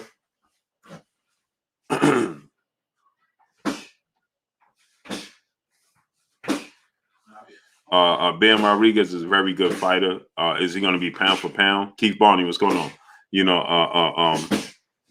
I'm from Harlem, Charles Edward Cheese. Harlem and Long Island. Meet the Kendalls, what's going on? Shy Focus, what's going on? Harlem and Long Island, great brother. Salute my brother Raymond Murphy, dropping that half a dub on your boy Blue. Salute to Long Island, man. CJ, what's going on? Dub _ right side, my brother in the building in super chat. Salute to Coach Blue. Make sure he hold that phone. Yeah, that's the most important thing. Hand down, man down. Boss Red 357, my brother. What's good with you? Hold on, you been to the Umbertos? Oh, for sure, man. Hey, man, I've been all over New York. Ain't no place in New York. Ain't no stone not unturned in New York for me, bro. I am Trill Will, my brother. What's good with you? He said, I love the pizza. Woof, man. Hey, Charles Edward Cheese. I got some pizza spots for you, brother. They got good pizza. Hope Nell, D-Man Jr., what's going on? Barry Henry, what's going on? But, man, listen. Bro, I got some local pizza spots, bro. Hey, Charles Edward Cheese, put it this way, right? Now, here we go back with the one. We got one viewer. Here we go. We got 780 people, and then it goes to one view. Hey, Charles Edward Cheese, let me tell you something, bro. I'm gonna give you an example. Give me 2 bottles of water, baby. Huh? Isidro Bimutez, what's going on? Hi, the Tiger, what's going on? Hey, Versatile TV, my brother, what's going on? Hey, let me tell you something. I took Dante to Queens, right? Dante Boston Nation, my brother. I took the brother Dante Boston Nation to Queens, Southside Jamaica, Queens, right? And then we're gonna get back to Boston. Deal with the TV. Eric O, what's going on? Buddha B, what's going on? Hey, Buddha B, check this out. Kareem Ebanks, what's going on? Buddha B, I took Dante to Jamaica Ave, right? Southside Jamaica. and took him to 2 pizza spots, right? And Jose 123 Wilson, what's going on? Joe 123 Wilson, what's going on? And bro, Mo 2013, what's going on? And I took Dante he ate 4 full slices. Kid you not, he ate 2 meat lover pizzas, a regular slice, and a veggie slice. He ate 2 slices first because Dante from LA, West Coast, right? H-Town 713. What's going on, man? He got a meat lover pizza and a regular slice first. Then he was like, "Yo, Blue, this Steve Roof. What's going on?" He was like, "Hey, Charles Edward Cheese, Raymond Murphy. What's going on?" Charles Edward Cheese. He said, "Hey man, this is." He said, "Man, this is good, man." And we was walking. Zoe knows boxing. What's going on? We walking through the hood, and he eating it while we walking. And he like, "Man, Blue, I gotta go back. I gotta go back over there." I took him back over there, and when he finished, we stopped in a couple of spots. Took him back over there. Man, he went back, got 2 slices, and Tony Matthews was going on. Man, he been talking about it ever since, man. Peace of blessings to the Queen Aisha and the Cash App, dropping that $250 on your boy Blue in the Cash App. Peace of blessings to the Queen Aisha, dropping that $250 on your boy Blue in the Cash App. Appreciate you, Queen. Appreciate you.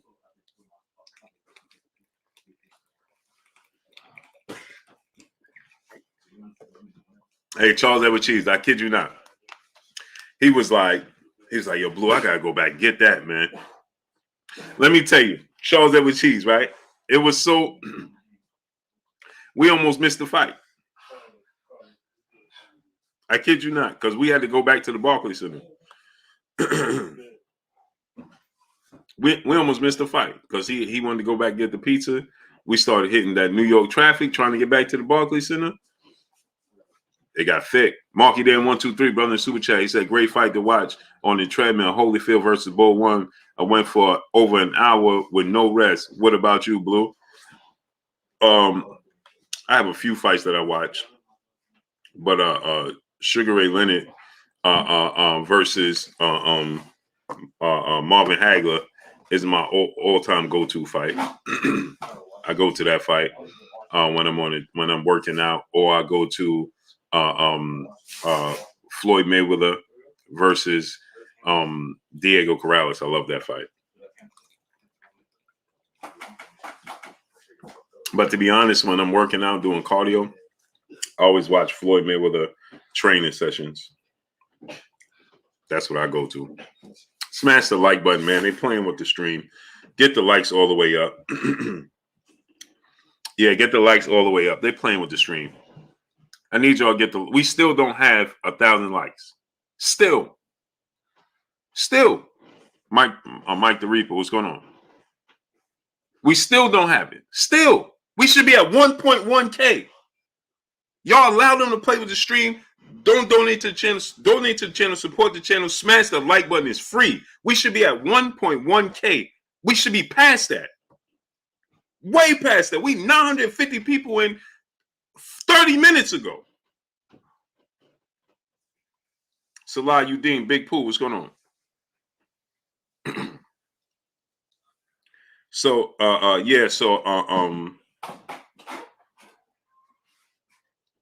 Ali, the artist, brother in Super Chat, Blue Blood salute, wipe your feet, ring the bell. Facts. Get the likes up, man. Robin Montgomery, what's going on? It's free.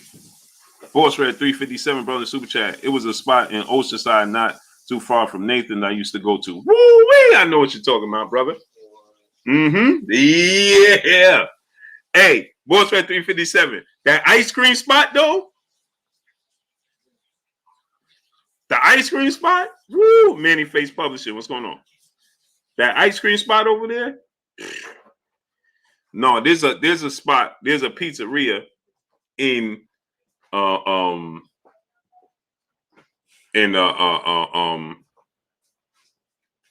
want to say it's Bensonhurst. Is Bensonhurst? That pizzeria over there. Man, it's one in Brooklyn. Woo-wee.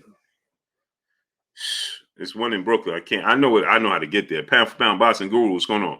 I can't remember where it's at though. 2012. What's going on DTV? What's going on? Had up, hold them and check your hood card with Newark Blue. Where you go? Ever had Jimmy Buff? Oh, for sure, brother. Hey, I wish the historian was on here. Oh, there go my son right there. Hey, put the link to your Hey, put BG Kicks. That's my son right there. Put the link to your channel in there. Nelson Armstrong, what's going on? That's my son with the sneakers right there. Jason Howes, what's going on? Yeah, Charles Edward Cheese, man. I wish Kurt was on here. Nelson Armstrong, what's going on? Kurt could tell you about all of those. Man, listen. Mr. Holmes, what's going on? Yeah, smash the like button, people. Let's get the likes up to 1.1K. I'm about to open the phone line as soon as y'all get it up. So let's work, man. Let's work.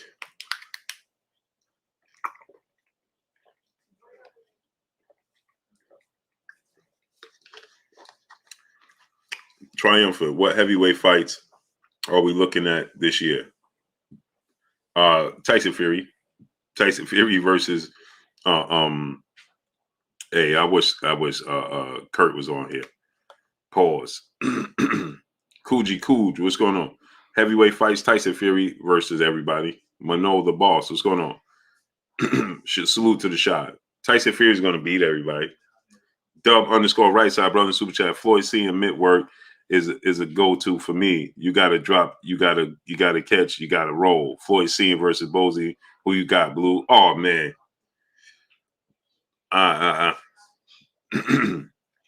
Same thing, brother. There's different methods, but there's no one over the other. Floyd Mayweather is more glorified, though, obviously.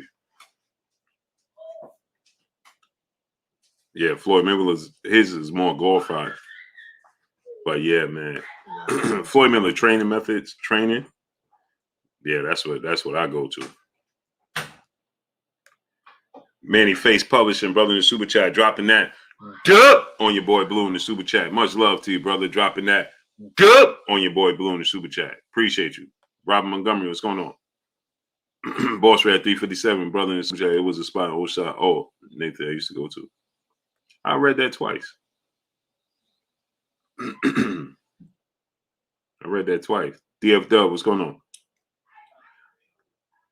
Yeah, I can't pick that. Cinnamon Savage, what's going on? and the problem is, of course, Aaron Hernandez, Donald Favors, what's going on? Jellybean 4280, Quentin Brandley, what's going on? Y'all finished already? Huh? Why? Why? He says, shoulder. Oh, shoulder hurt. Your shoulder hurt? Huh? Your shoulder? Yeah, probably something like torn when I was from the other right here. Okay. Yeah. Giovanni Walker, brother in the super chat. Much love to you. Boss Red 357, brother in the super chat. He said, what about those beach cafe wings by the fire stop? Woo-wee!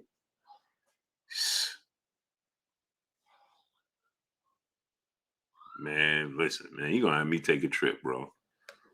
You're gonna have me take a trip, man. You say y'all get hit with snow yet?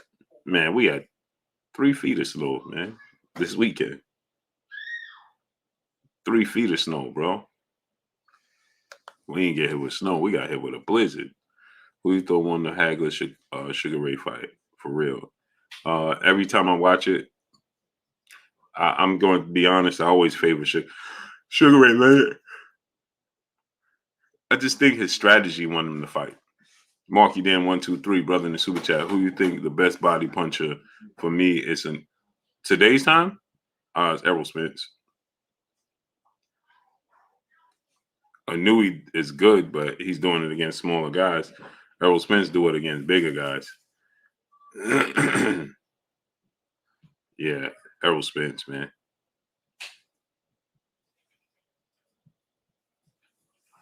Booyah son look like Danny Garcia. Oh, The Box Session TBS, my brother Kai in the building. What's good with you, Kai? Drop the link. Go subscribe to my brother Box Session TBS. Hey, they said Brian look like Danny Garcia. He do look like him.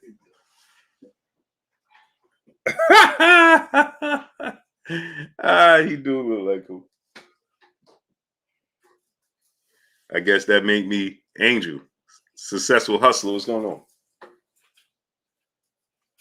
What's this, man?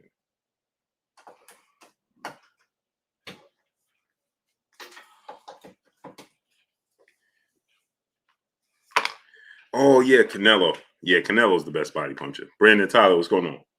Yeah, you right. you right, Irving Green. Canelo's the best body puncher. Old Paul Boston, Geo James, Khalil 98. What's going on? Yeah, Canelo's the best. Boy, I don't know why. YouTube must be stopping y'all from smashing the like button, huh? Is that what it is? Valley Boy, what's going on? They telling you can't smash the like button? Pap Young, what's going on?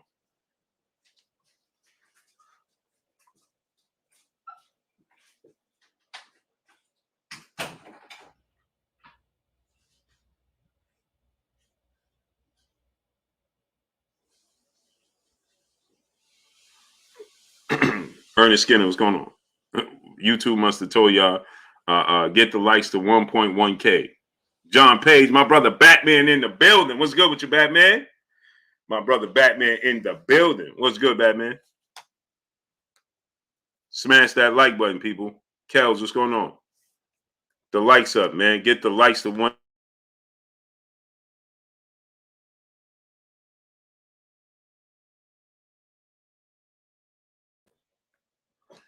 Get the likes to 1.1K. Perez family, what's going on? Yeah, I'm about to open the phone lines, man. Let's open the phone lines and let's chop it up. K Savoy, what's going on? What's going on in Brooklyn? Really? They're getting busy, huh? Glock Kitty, what's going on? Deontay Wilder beats Anthony Joshua. Jeremy Hauser, what's going on? Simeon Diggles, what's going on? M.A. Mons, brother in the super chat, dropping that on your boy Blue in the super chat. Blue, I listen to all boxing channels because Grad, you're pound for pound #1. Oh, man, I appreciate you, great brother. LaPro Next Earth, what's going on? I appreciate that, man. That's much love. I appreciate you 1,000%. 1,000%, man. Yeah, get them likes up to 1.1K, man. Let's open the phone lines. Let's chop it up. Let's get it. I want to hear what y'all think about Errol Spence. You know, Power being back. He's motivated. He hungry. Mark Price, what's going on? K Savoy, what's going on? What y'all think about that, man? I want to hear what y'all think about this, man. So let's talk about it. Curtis Robinson, what's going on? Smash that like button. Get the likes up. Talib Cunningham, my brother, where you been at? Curtis Robinson, what's going on? Jason Kelly, what's going on? Get the likes up, people. Get the likes up. Get the likes up. Get the likes up. Kevin Lyles Sr., what's going on? Let's work. Kevin Lyles, how you feeling, great brother? Let's work. Do, do, do, do, do. Let's work. Do, do, do, do, do. Let's work to the drummers beat. Let's work. Do, do, do, do, do, do, do, do. Let's work. Hey, let's work, man. You see they playing with the stream. They playing with the views. They playing with sending you the notifications. Let's work, people. Let's show them as a community we work together. Let's work. Let's work. So the phone lines open. Oh, snap. Phone lines is not open. What happened to my...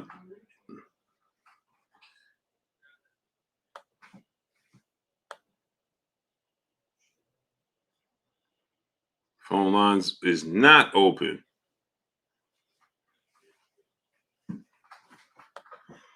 There it goes. It's open now. It's open now.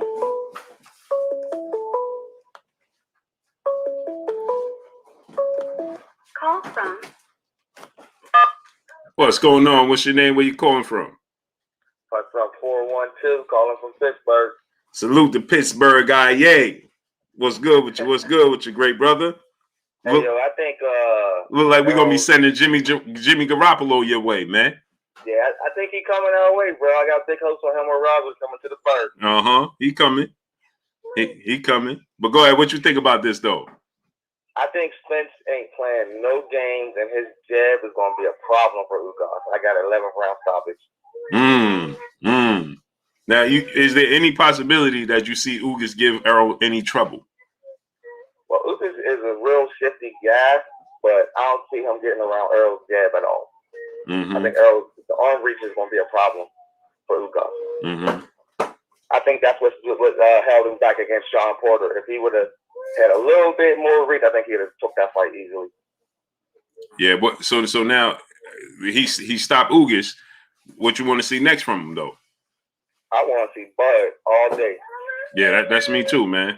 You know, I understand. I'm 50-50. 50-50 down the line. You know what I mean? Who's going to win that fight? But I give a slight edge to Errol for power.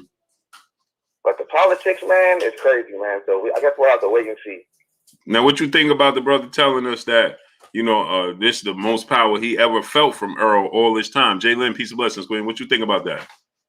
That's telling me that Errol looked like he's hungry and he's gunning for a fight. And I also think that's him sending a message to Bud, like, yeah, bro, there ain't gonna be no picnic over here. You know what I mean? Because Bud been calling him a duck, and a lot of people online call him a duck. And I think that's a subliminal hit to the world. Like, all right, like the truth is coming back. Now, do you think he right when he say when he said he think that subconsciously, you know, all of the chatter is motivating him? And remember, Errol had tweeted out, he said, the road to undisputed, it starts now, right? So you think all that chatter and everything, is that motivating him?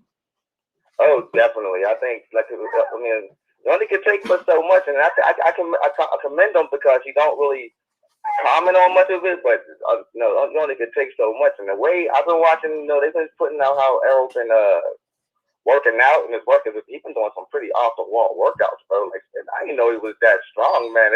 I'm excited. I'm excited to see him back. It's been a while since we've seen him, so I'm pretty pumped to see what he do. And the fact that they are talking all this trash on him, he's gonna silence the haters, I think.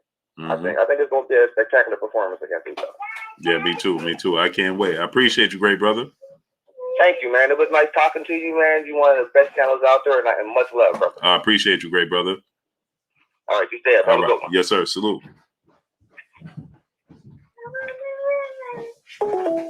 Yeah, my brother CB Sports TV called around the building. Yeah, they playing games. They're showing one person in the chat. But then call, it'll go from 750 people to one person. And then when they come back, it's at 630. Come on, man. Macadocious, Mac of the South. What's going on? This is why I tell y'all, smash the like button. Let's get the likes all the way up. Let's get it to 1.2K. Guess what they do? It went from, it was at 850, 950. It went to one person. Then it went to 850. Then it went from 850 to one person. Then it went to 750. Come on. Naughty Crash, what's going on?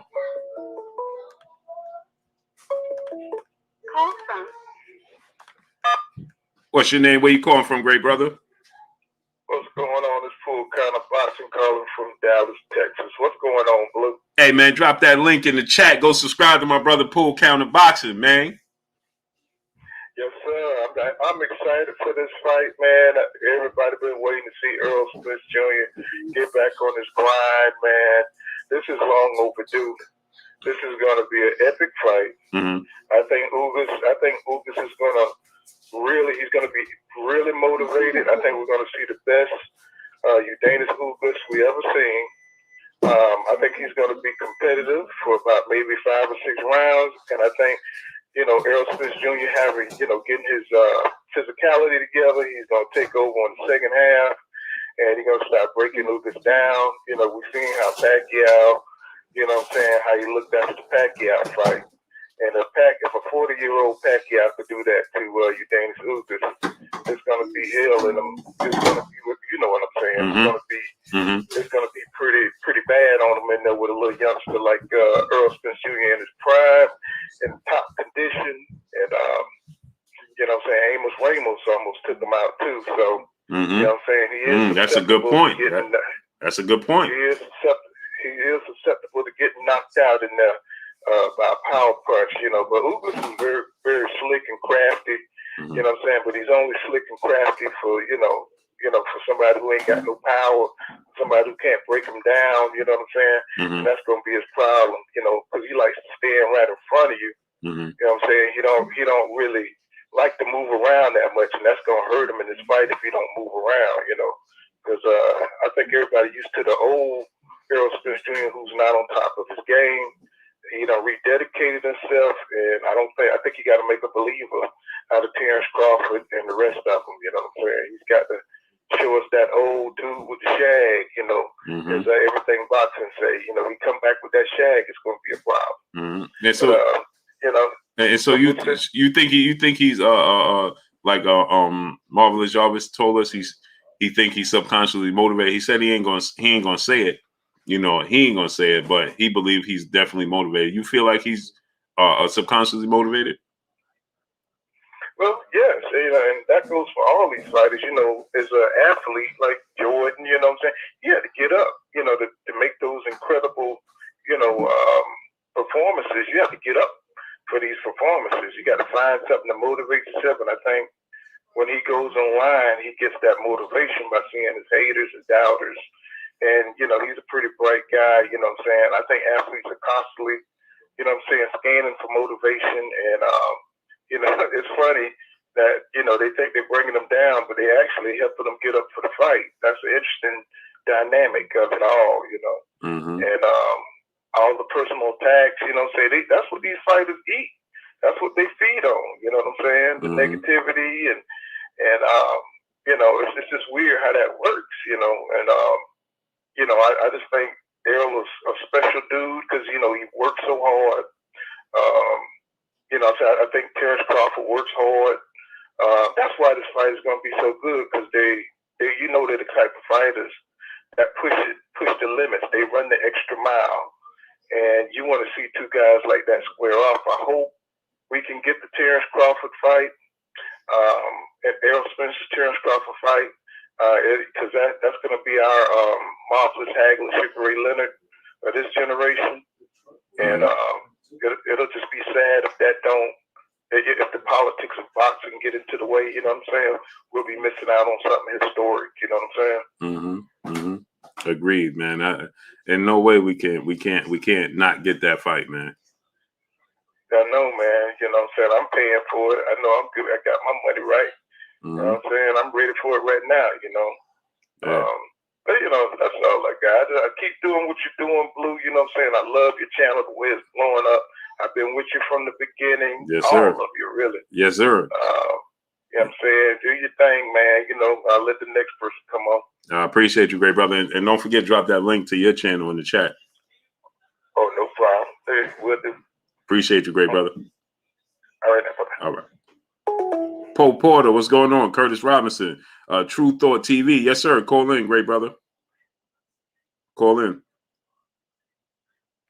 Yeah, so yeah, I definitely feel like, and smash the like button, get the likes to 1.2K, donate $1 to the super chat, refresh the super chat, man. Let's get the super chat open up for the people that's trying to super chat and they won't allow the people to super chat, man. Pap Young, what's going on? Chillville, what's going on? It's amazing, man. They have my stream dropping down from 950 to one person. Like, come on. Come on. Let's work, people. I think y'all overlapping each other. Y'all overlapping each other. That's why the call's not coming through. Y'all overlapping each other. Go subscribe to my brother Pool Counter Boxing, man. Go subscribe to my brother Pool Counter Boxing. Jay Lynn, peace and blessings, Queen. Yeah. Yeah, that's because, there you go. Let me see it. Call from. What's your name? Where you calling from? Irvin Green calling from LA. Irv Green, what's good with you, great brother? Hey, do me a favor, bro. Don't talk about the Rams, though. You know what I'm saying? Man, I'm a Ravens fan. But okay. Behind my house, so okay. I gotta show them love. Okay. Yes, sir. Yes, sir. Well, hey, so I'm sitting here.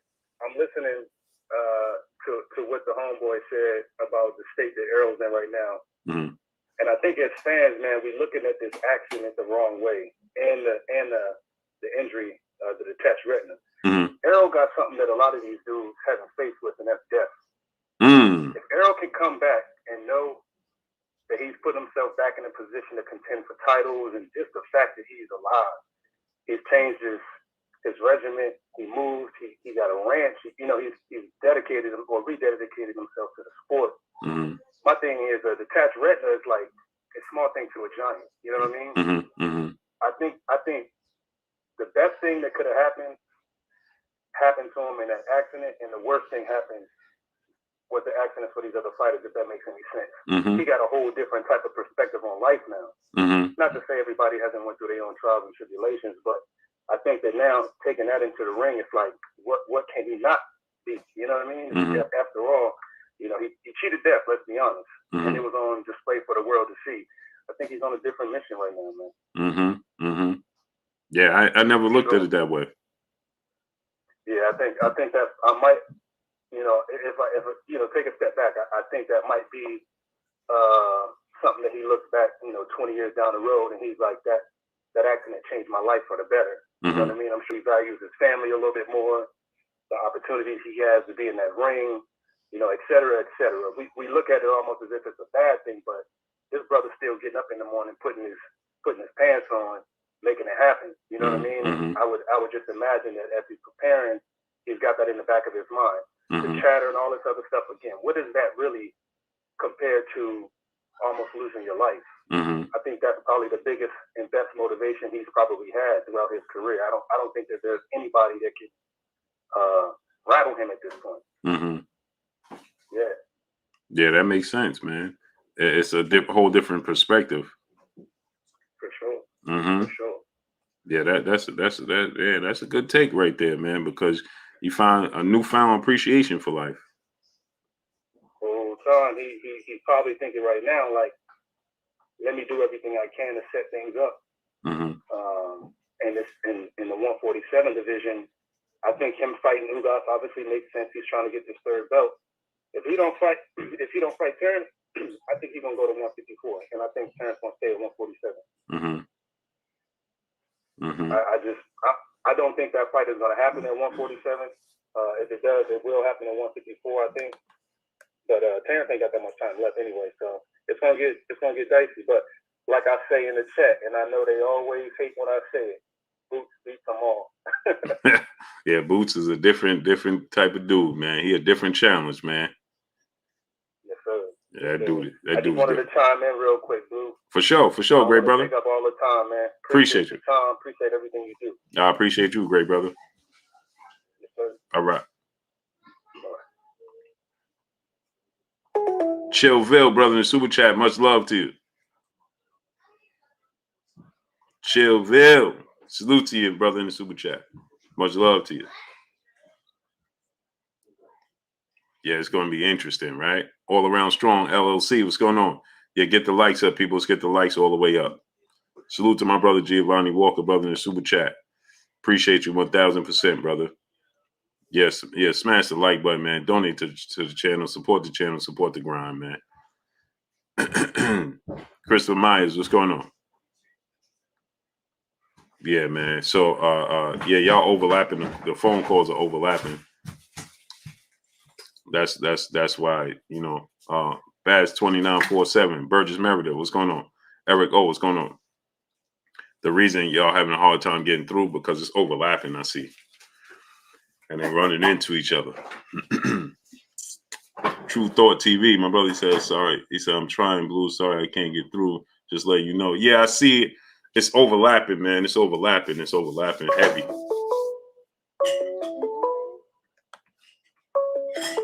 Call from. What's your name? Where you calling from, great brother? Yo, Blue, what's shaking, man? It's how we live from Harlem, man. What's going on, brother? Woo, Harlem in the building, brother. you know how we move. We move different out here, you dig? Yo, absolutely. Yo, man, before I get into my point, man, I got to salute the last caller, man. That was a great point about, EJ, because, going through life or death, man. That's big. You know what I'm saying? I never thought about that neither. You know what I'm saying? That's something to really kind of think about as far as his motivation goes. Right. But my point that I wanted to make tonight, Blue, was that it's going to be tough to kind of see exactly what really happens going forward with the Spence and Crawford fight. I know a lot of people don't want to accept it. I mean, I'm a fan just like you are. You know what I mean? You have an amazing channel. But at the end of the day, with every type of sport, man, the business comes first. You know what I'm saying? And that's the difficult part of being a fan, because you have to accept it. I mean, Blue, you know, first before anything. You know what I'm saying? We ain't doing nothing if that money ain't right. Right. You know what I mean? That's right. with anything. And that's the difficult part, because Bud is kind of pigeonholed himself to where he's kind of robbed the fans, because this would have all changed if he would have just went to PBC. Right. If he would have just signed the PBC, we would see a Thurman fight. We would see him fight EJ. We would have been seen a Porter fight. We would have seen a Danny fight. They all would have fought each other, because PBC would have made it happen. Mm-hmm. And when he didn't do that, that really stunted the growth for this, because now we can't really move forward. And now he's jammed up now in the courts. And you know how that goes. You know how that goes, Blue. The courts take forever. Mm-hmm. We don't know what's going to turn from that.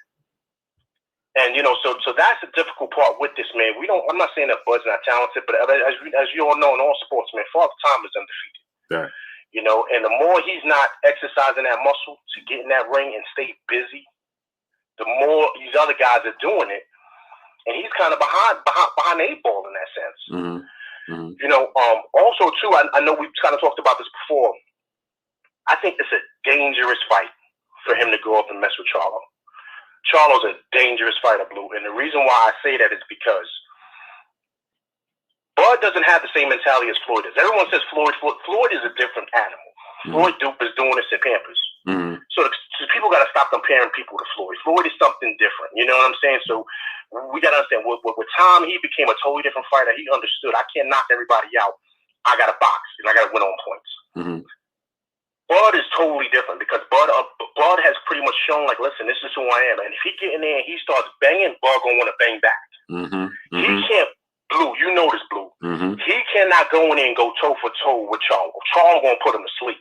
Mm-hmm. And if Bud get in there and start swinging and start doing it, kind of want to get his get back, like we always say, he's going to get hurt by Charlo. Mm-hmm. You know what I mean? And so that's why I say it's a dangerous fight, because, you know, for Charlo, we understand that skill-wise, he's got an edge. Bud's got an edge on Charlo. But the problem is that the punching power, I think Charlo's got an edge. Mm-hmm. And if Charlo get in there and he catch Bud the same way he caught Lubin, he's going to go to sleep. Mm-hmm. And that's going to be it. You know what I mean? So that's why I say it's dangerous for him. You know what I'm saying? I really want to see him and EJ get at it. But I think it's just going to be hard, Blue, because I think the business side is just going to really take over here, man, because I'm sorry, Blue, but as we know, man, money comes first, man. If you expect EJ to say, yo, look, I'm going to take 20 million less or 10 million less, that's not going to happen. Mm-hmm. Blue, you wouldn't do that. I wouldn't do that. Nobody do that. Nobody would do that. And that's the difficult part about this. And as much as I'm a fan, too, as much as I want to see it, I really do. It's like at the end of the day, these guys got families. They got people. We can't expect them to take millions of dollars out of their pocket just so the fans can be happy. You know what I'm saying? So it's just like we just saw that with Tyson Fury, and right, they was going to give Anthony Joshua $15 million, Dillian White $5 million. Joshua said he wanted another $5. He wanted even 20. They said Tyson Fury said, "Man, we out of here, man. On to the next." Right. Blue, come on, man. And Blue, I mean, that's just. With this, listen, I understand they're fighters, they're athletes, but at the end of the day, they're still people. Mm-hmm. So with you being a person, we all understand, like, listen, man, we come on, man. We just got to be honest here. Take the fan and the fandom out. You put yourself in those guys' shoes. Mm-hmm. You're not going to make certain deals, man, if the deal is shady. You know what I mean? You're just not going to do that, and then you got to think about the millions. But listen, I've been rapping long enough, Blue. You know you are the OG, my man. You know what I mean? I'm okay. Keep it a buck, Blue. I'm doing this thing. I'm doing my channel, man, because I was motivated by you, brother. So I appreciate everything you do. Keep it going, Harlem all day. You know that. Yes, sir. And I love what you do, Blue. Keep it going. Appreciate you. And drop your link to your channel in the chat, bro, so that everybody can subscribe. Absolutely, Blue. Peace, I appreciate you, great brother. Giovanni Walker, brother, back in the super chat. Much love to you, brother. Yeah, get them lights up to 1.3K. Teron L. Smith, brother, in the super chat said that was me on the 336. Okay, that's you right there. Call from. What's good? What's good? What's your name? Where you calling from? Hey, what's up? This is Ronell. What's good, man? What's goody with your great brother? Shit, nothing much. I can't call it part my language. Yeah. Just trying to keep it clean for me. Hey, do me a favor. Turn me down in the back. Yeah, I'm about to mute you right now. Okay. Yeah, that was on the big screen. You know, I got you casted on TV. Yeah, appreciate you. I appreciate you. Yeah, but see what people don't realize, right? Because you know, I used to be a fan of boxing. Mm-hmm. So I got a little plate in my right hand. You know, I got a boxer's fracture. Ended up getting in the fight with one of them hard-headed Migos when I was younger. Wow. You know, I hit him with a 1-2-4 combo, and on the way down, I caught the top of his head. You know what I'm saying? Woo. You know, I dropped him with the third one, but Right. I was already coming forward with that overhand right. You Right. know what I'm saying? The Right. overhand right was already too far gone. I couldn't pull it back. So, Right. you know, I crushed my hand in like 36 places. Woo. Yeah, you know, I used to hit with like 870 PSI though. You know, Fred Whitaker was my trainer. You know, the dude that trained Oliver McCall. Yeah. Yeah, you know, I got all types of trophies in Fred Whitaker's gym. You Woo. know, that's the one that trained Oliver McCall. Right. Yeah, that, you know, this is my passion right here. Hey, man, how did they fix that, man? Oh, they put a titanium plate over my hand and put pins all the way down. Like I still got the scar, and I got like a 3-ounce piece of titanium over my hand. So they said I couldn't box no more behind that. Woo. But the doctor said it looked like somebody put my hand on the table and smashed it with a sledgehammer. Wow, man. Yeah, I was trying to give him everything, you know. Yeah. Yeah, he was hyped up on that stuff, and he was acting crazy. And I tried to give him everything he was asking for. Wow, man. That's going to everything that I had going, but you know, God works in mysterious ways. Things happen for a reason. Yeah, everything. That's a fact. But what people fail to realize about Errol, right? Mm-hmm. See, you know, this is my passion watching the street signs. People don't understand what if they're hit and don't get hit. See, Keith Thurman, when he seen Errol before, he was wanting no part of that. Mm-hmm. But people looking at Errol now and they think he's vulnerable. Mm-hmm. And see, the reason why Errol hasn't knocked people out like Mikey, Danny, Sean, is because Errol, you know, he was out there living that party life. Mm-hmm. And so every time he came back to his training camps, he had to spend most of his time in fat camp. Mm-hmm.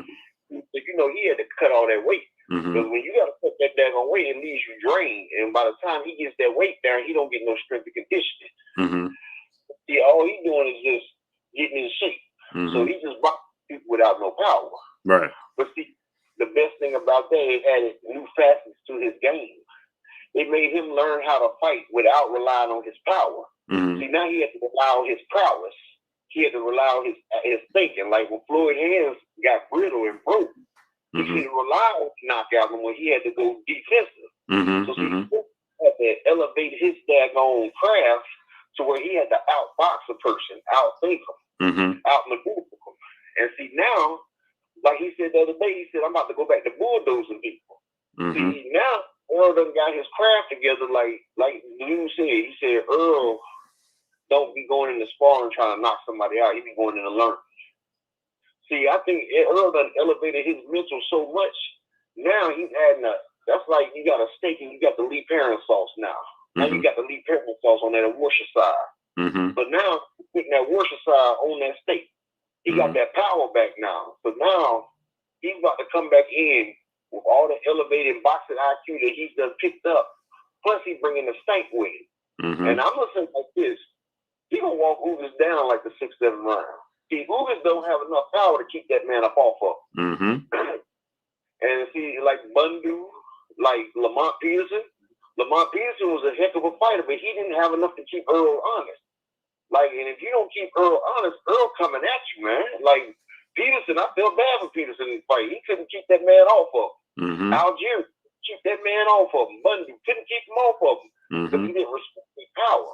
And I'm going to tell you, if he's about to do Ugas, Keith Thurman going to retract that. He ain't going to want that fight. Because he's going to see the old Earl come, but he's going to see the old Earl that's better. Because now, not only is he bulldozing, he's putting skill with that now. Now he's doing it more tactical aggression. Like, he's tactically breaking people down now. And you're not going to beat Earl Spence. The reason why Earl Spence is not going to lose, if people can say, I'm obsessed with Earl Spence, no, this is what the people don't realize. This man was walking in less than 4 months after his accident when they told that man he wasn't going to be moved. Do you know what type of willpower it takes to go against what the doctor say that you would never be able to fight again? Never be able to fight again, and he beat man, you're going to see you. So this man is defying the odds. This man right here has a special type of motivation. This man has looked death in the face and sneered at it. So it ain't, you're going to have to kill him in the ring to beat him.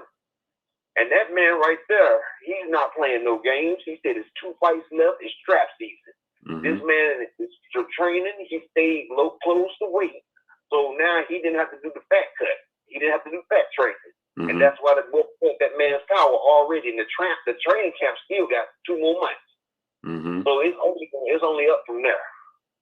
Ugas ain't gonna last half the fight. He's gonna run through Ugas. They're gonna make it look simple, and then people be like, told Ugas did blame it. And watch, keep going back off, and then he's gonna destroy Bud. Like really. But Bud gonna wanna mix it up with him, and he gonna mix up in Bud's body. And let me ask you this question, right? Monica Silver, blessings to you, Queen.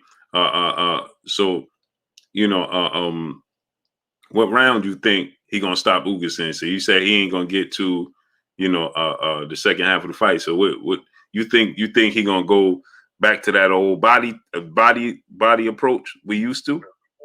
I'm gonna tell you what's they're gonna get in the first round, and you know, I've already pictured the fight in my head. You know, Errol gonna hit him with a couple jabs, and like around, Ugas gonna try to do some slick stuff, and like around 45 seconds left in there, Errol gonna hit him with the jab, come with the left, boom. He gonna stag him a little bit. Ugas gonna try to fight it off. Errol gonna get him with a couple good body shots. Then the next round, Errol gonna come out there, hit him with a couple good body shots, and he gonna hit Ugas with something sneaky. He gonna ring him. Ugas gonna have to wrap him up. He gonna make it out that round. And then anywhere from the 3rd to the 5th round, Ugas going down, man. Because Ugas gonna hit that man within the first 3 rounds. He's gonna hit Errol with everything he got. And Errol's face is not gonna flinch. And then once you see, like that's how I was when I was a boxer. Once I seen that a person couldn't hurt me in a fight, once I done took a person's best shot and it doesn't faze me, oh man, it's walk down season, bro. I'm throwing everything. I'm throwing everything trying to get you up out of there because there ain't nothing you can do to stop it. It's inevitable. You know what I'm saying? Like it's like a snowball on a hot sunny day. You know it's about to get melted. Yes, sir. Yes, sir. All you can do is just wait till it melts. Yes, sir. And that's what's gonna happen to Ugas. Like he's not gonna make it past 6. Yeah, I can't wait though, man. And the fact that they talking about it's going Mike Biggs boxing, what's going on? The fact they talking about it's going to be in could possibly be in Dallas, Texas, man. That's a sold out crowd. The gates, man. Last time them tickets was about $10,000, man. We gonna make that money. It's gonna be about $10,000 for them ring size, maybe more.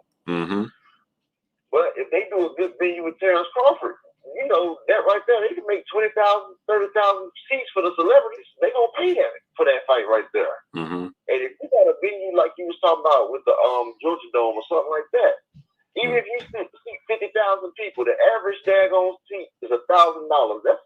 That's $5 million right there. And then you got just say like you got 10,000 select seats. That's over 5,000. That's another $10 million right there. That's $15 million just off the gate. Plus you got the special seats. You'll make $20 million just off the gate right there. Right. Not to mention, you can give each one of them fighters $10 million apiece. Easy. And you still make yours on the back end. Yep. And it'll be the best Terrence ever got. $10 million. Get that man $10 million guaranteed. Boom.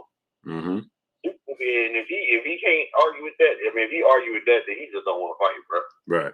That's more than you got your whole top ranked daggone contract. It's almost it's double, almost triple. You make it 12 now. You got 4. Fights, you making it in 60 minutes or 40 minutes. You making it right there, 36 minutes. What you made in 3 years with Bob. Agreed. And what you suing Bob for? Now, if you can't do it for this 10, bro, you ain't trying to do it. You ain't trying to do it. And I think they could actually give him about 12. Both of them. Yeah, you can. I'm just saying, you started off with 10. Yeah, this is for everything. This is welterweight ain't never been unified. Right. You know what I'm saying? The last welterweight undisputed champ we had was Zab. It wasn't for all 4 belts though. Yeah, exactly. This is history in the making.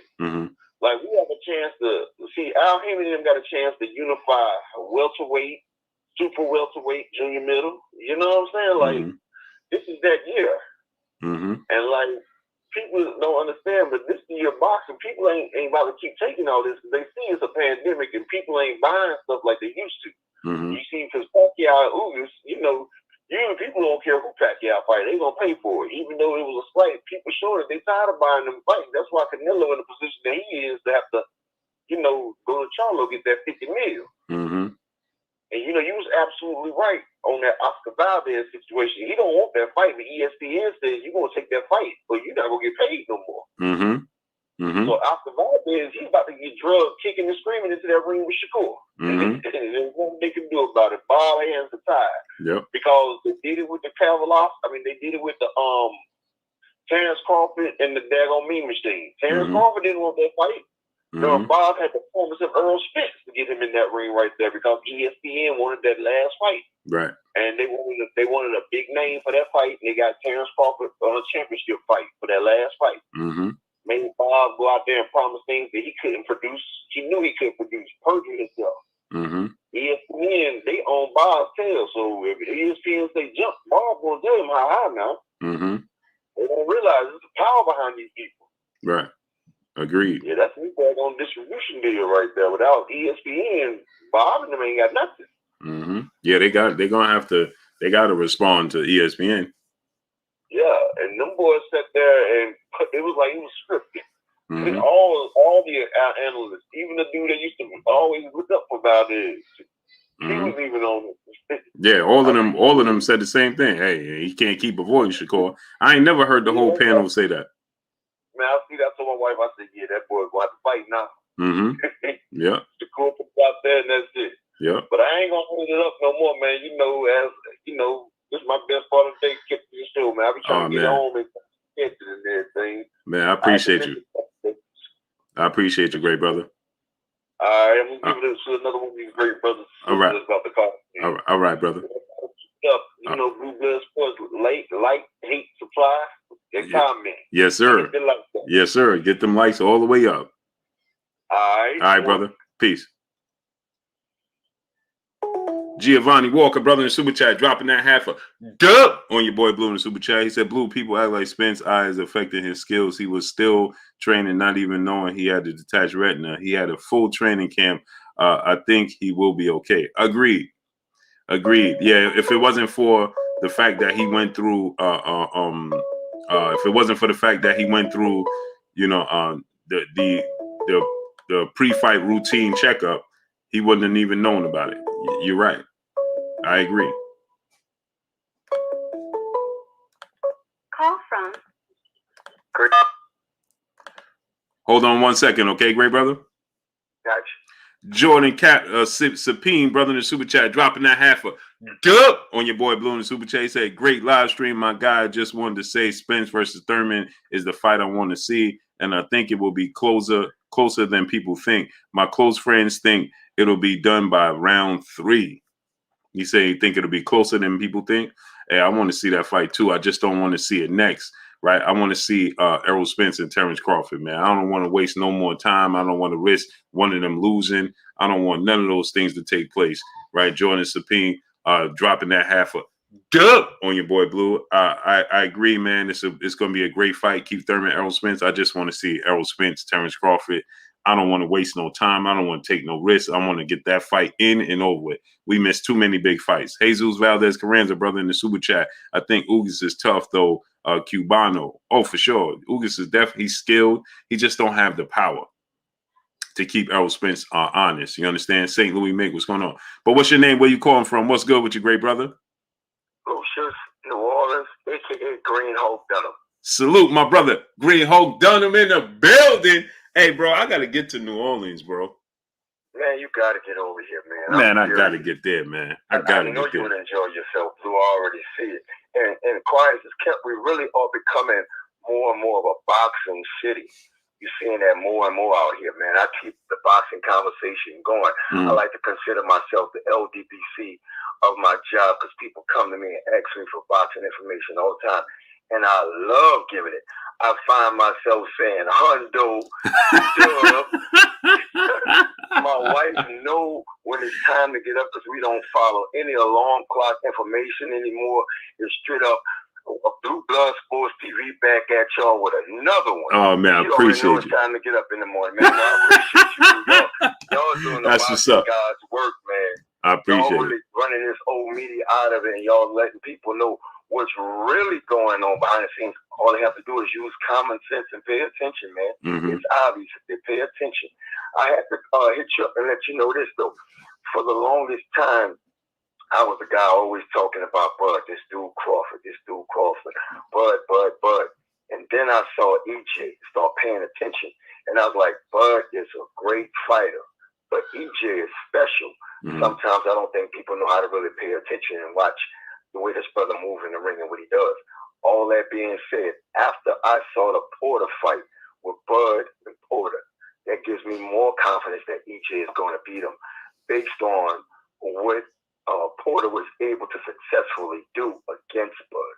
And him always trying to get back. And I appreciate all those previous callers saying what they said. That's one of Bud's biggest flaws, trying to get back, trying to get his get back, not being patient and being susceptible to the jab. EJ going to beat that body up, hit him with those hooks and that. And he's going to have him thinking. Because I don't think Bud been hit like EJ hitting right now. And the funny part is, Marvelous Jarvis, I didn't even know that dude was a boxing person like that because I watched his comedic videos. And I saw him in a video with Errol one time. I'm like, how does he know Errol? It just must be because they're from the same city. Right. So to see now when he's doing boxing moves before I found out he's really been knowing him since 14, 15. I'm like, just looking at this dude's body and his boxing movement, this brother knows how to fight. So that's why I love listening to you, especially when you're talking about boxing. You can hear the phrases a lot of y'all using LDBC who really know their boxing. So when casuals call in or tweet or say things, I'm like, okay, it's at a point I got to stop letting myself get so annoyed about what's taking place. That fight with him and Ugas, though, with Bud and Ugas, like a previous caller said, I don't see it going past 6-7 rounds, man. I think Ugas, Spence gets him out of there soon enough because he's going to start early. He's going to feel him out a couple of rounds. And then I think he proceeds to kind of like punish him after that. Well, maybe he don't knock him out, they throw in the towel there and stop the fight. So I see that happening, man. That's going to be wonderful. I ain't going to hold you up too much. I'm glad I finally had a chance to really speak with you personally. I'm still learning learning how to super chat thing. You gotta let me know how to do that. Yeah. I don't know what the hell I'm doing, man. Yeah, it's a little process, man. But it's a money symbol where you comment in the chat, you click on that, and then you just follow the steps. But yeah, it's definitely a little process. Because I was trying to do it from the Cash App, but I don't know, but I'll follow the instructions like you said, and we'll just go from there, man. That's the funny part. So I'm glad you're part of my household in a good way, brother. Oh, like man. I said, I appreciate y'all, man. Great work, man. I look at y'all as my soul. So when I'm speaking on something and I know it's credible, I like to feel like I know what I'm talking about. So when I say it and it comes to, like you said, fruition, I'm like, yeah, my credibility on boxing shooting up to the stars. That's what's up. Keep doing what you do, big brother. I appreciate you, great brother, and blessings to let me in the household. You know what I mean? Oh, all the time, man. All the time, man. I appreciate it. But enjoy having you, man. My baby boy, 6 years old, he even said, have a dub. And I'm like, get ready for school, son. Get ready for school, son.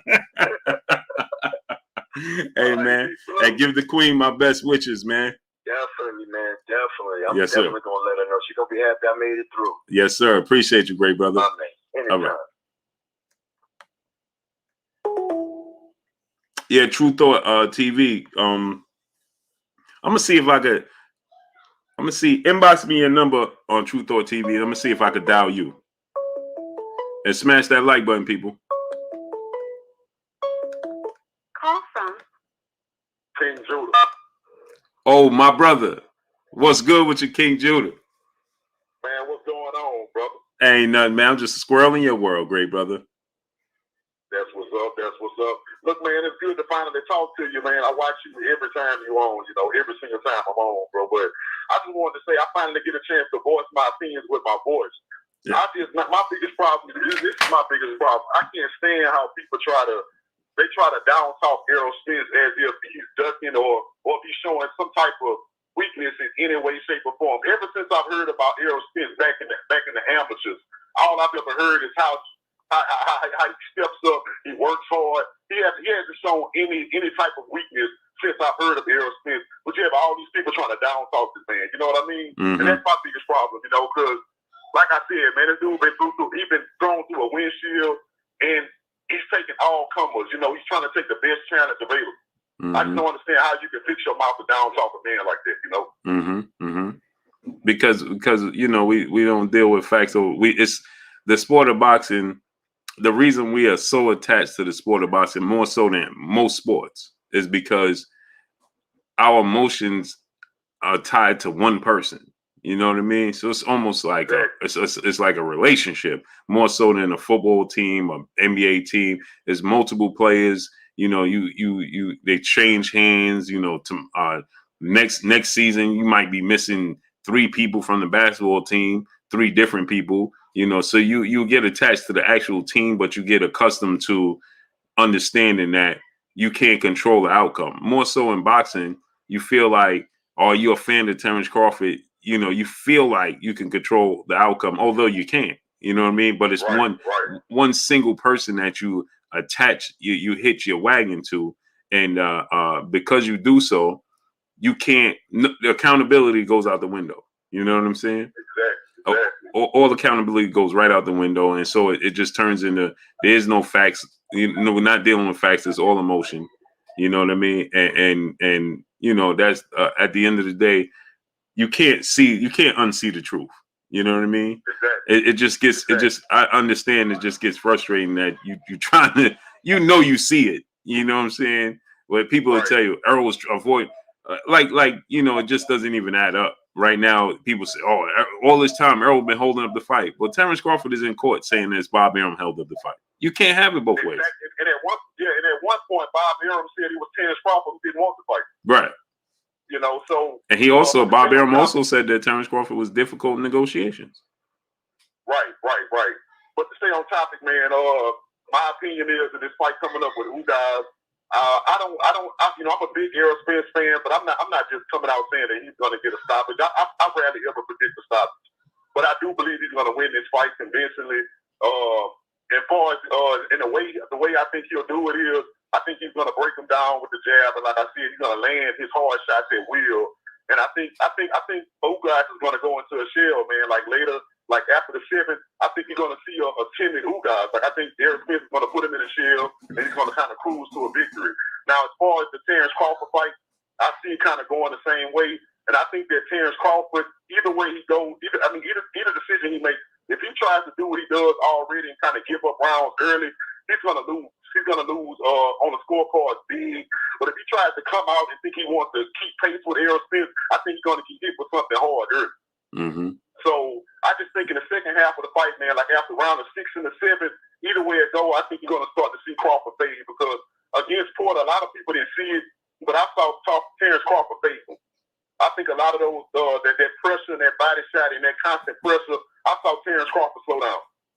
Mm-hmm. And if he slows down against Spence, because normally what I see with Spence is as the fight goes on, it seems like the longer Errol Spence fights, the more energy he gets.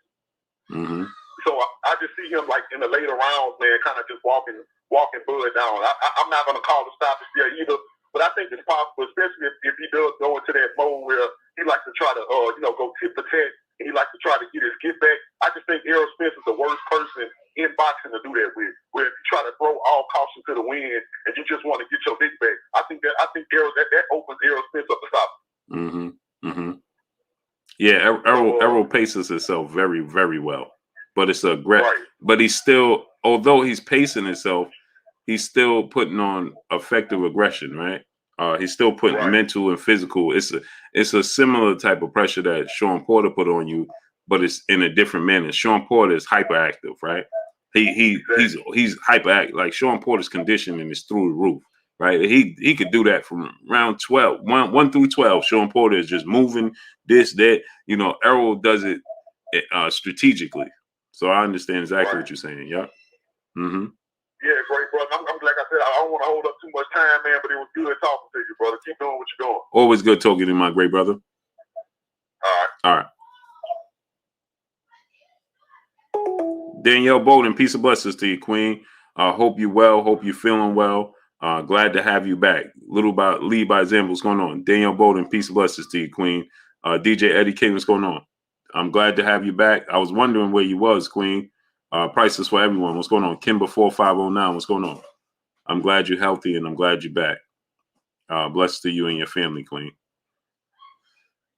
My brother Dub _ right side, brother super chat. My 6-year-old son asked me to get him some Legos. I told him he needed to drop a half a Dub. Press 1. My son looked at me like I was. Oh man. Y'all be cracking me up. Brave. What's your name? Where you calling from, great brother? Yeah, I'm Brave, calling from North Carolina.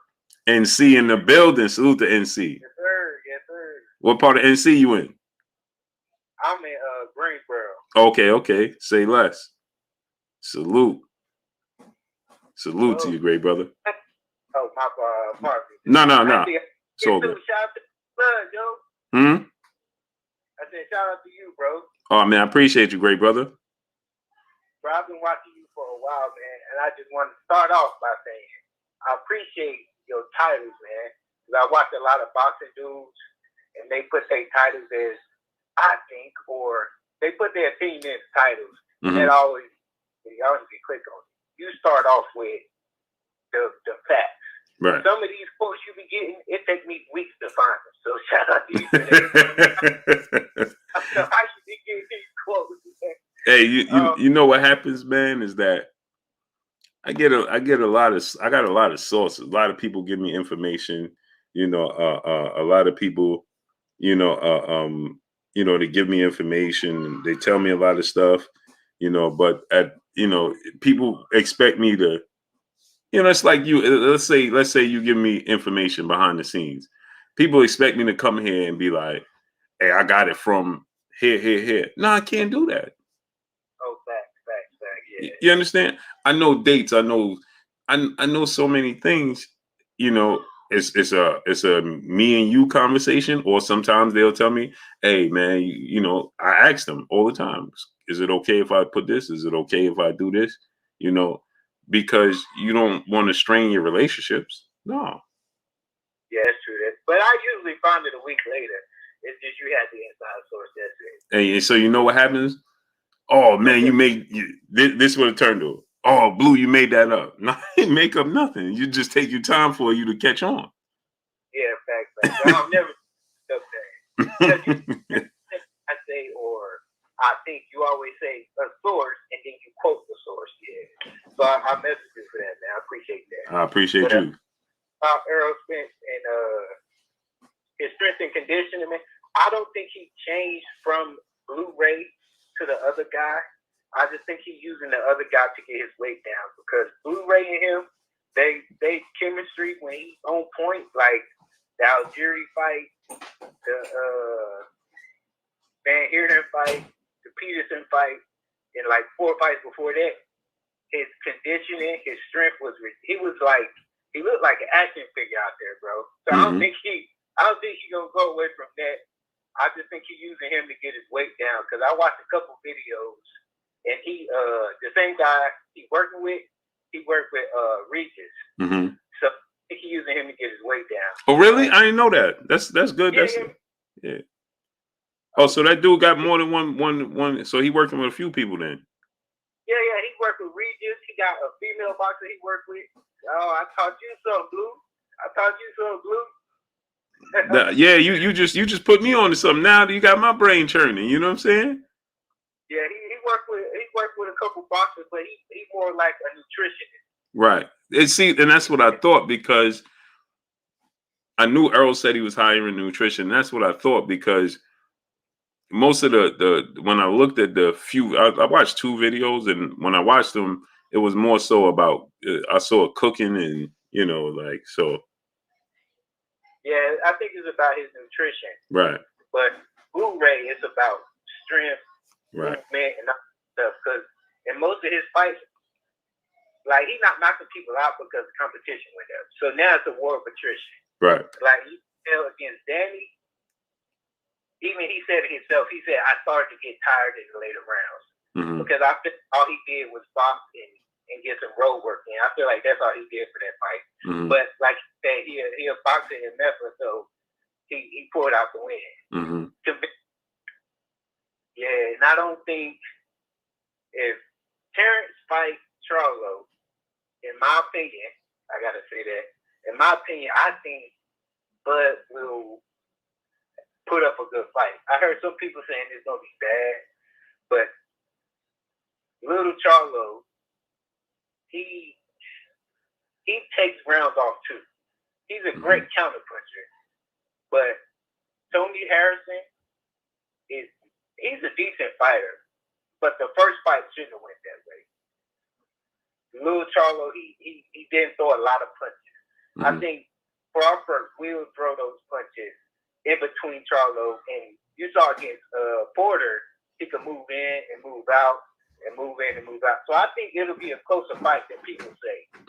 So I don't think Bud and Errol gonna fight at 147, because if Errol beat Ugas, now the split could be the work. It was 60-40. Now it's gonna be 70-30. So he definitely not gonna take that fight at 70-30. But say that because he got 3 belts and he got 1. So now he gonna move up and try to. I got this from you. Gonna move up, try to gain belts there, and try to pull leverage there. But yeah, 147 ain't gonna happen. But 154 is gonna be worse, because that's even more natural for Errol. I think that's gonna be worse for Bud, in my opinion. Yeah. See, the thing is, like I said, I see the strategy from Bud to go ahead and go to 54 before Errol get there. You see what I'm saying? And if he could beat Jamel, then the ball's in his court now. You see what I'm saying? Because he would be undisputed in 2 separate weight classes and beat Jamel Charlo in doing so. That's huge. You know what I mean? Because he's for sure going to be the underdog in that fight. Oh yeah, for sure. So it's gonna be rough. It's gonna be rough at 54. Just because I think Brian that's a tough fight too. Lubin. The way again. Lubin. Oh yeah, that's true. He gotta talk to Lubin too. Lubin is a big southpaw too. Yeah, man. He's broad, man. He got long arms, man. Yeah, he got 75-inch arms? His arms is longer than Bud's. I don't know if it was you who told me or what I found out by watching one of his fights. His first deal, he signed with Mike Tyson. That was crazy. I found that, I was like, yo, if Mike Tyson saw something in you, because you don't hear that too often. Ross tomorrow, he been on the run, man. So I know he fight anybody with a belt. It's gonna be rough for him. Lubin gonna knock out Fundora. Oh yeah, definitely. But hopefully 147 don't mess it up like they did at 54. Like Swift, Laura, and Charlo, they all messed. The bag was so big, man. They messed it up. It was ridiculous, man. So hopefully, and that's why I say I want to see Errol and Bud fight next. They have to, man. Because I don't want to run the risk of you going ahead in there and you get in there and somebody mess around and lose, like Hurd did to J-Rock. We didn't foresee that. You know what I'm saying? We thought we. He can't get back up the mountain, man. He's trying, but it's looking bad for him. And what you think about Ortiz and Boots versus Bud or Errol. I think it'll be a good fight. I just think they haven't been to 12 rounds because 11 and 12 round is gonna be rough, right? For those, because I've seen some of their fights, and like once they get past 8, their opponent isn't as top competition like a championship fight. So I think that'll be good, man. Like if Bud move up and Errol have to fight one of them to unify 147, I think it's a good fight, man. Pay-per-views go through the roof. Mm-hmm. Agreed. And so my thing is like, Virgil Ortiz, man, he ain't gonna get in there with Boots. Nah. Ain't Both of them want to fight. That's the thing. Neither one of them want to fight each other. They want a big fight versus somebody with a belt. So it's gonna be harder. Well, the thing is, Boots wanted to fight him, but once they started, when they told Bozy to give him 48 months, Bozy's like, all right, what's the point in entertaining? It's no point now. You know what I mean? Like 48 months, I could count. That's 4 years. It sounds better to say 48 months than to say 4 years. Yeah. They don't have to, once Bud and Errol move up, they don't have to fight. And then Keith Thurman, he's going to be, I don't know what he's going to do at 47. Because all those young cats down there, he's going to have to move up or retire because he ain't going to make it against the young guys. I love Keith Thurman, man. I love him, but these young guys, man, they way hungry than he is, man. Keith Thurman is good for boxing. Is he? Yeah, you know. I think you know what Keith Thurman is he's a draw. He sells a fight. Keith Thurman is very knowledgeable and he's very skilled. He don't just talk it, but he can actually back it up. Even though he faced adversity against Pacquiao, they still fought to a majority decision. So it wasn't even Pacquiao dropped him, hurt him bad in the 10th round, and Keith. That's just how skilled he is. That the fight still was that close. You know what I mean? That was you can make a case that 10th round was a 10-8 round.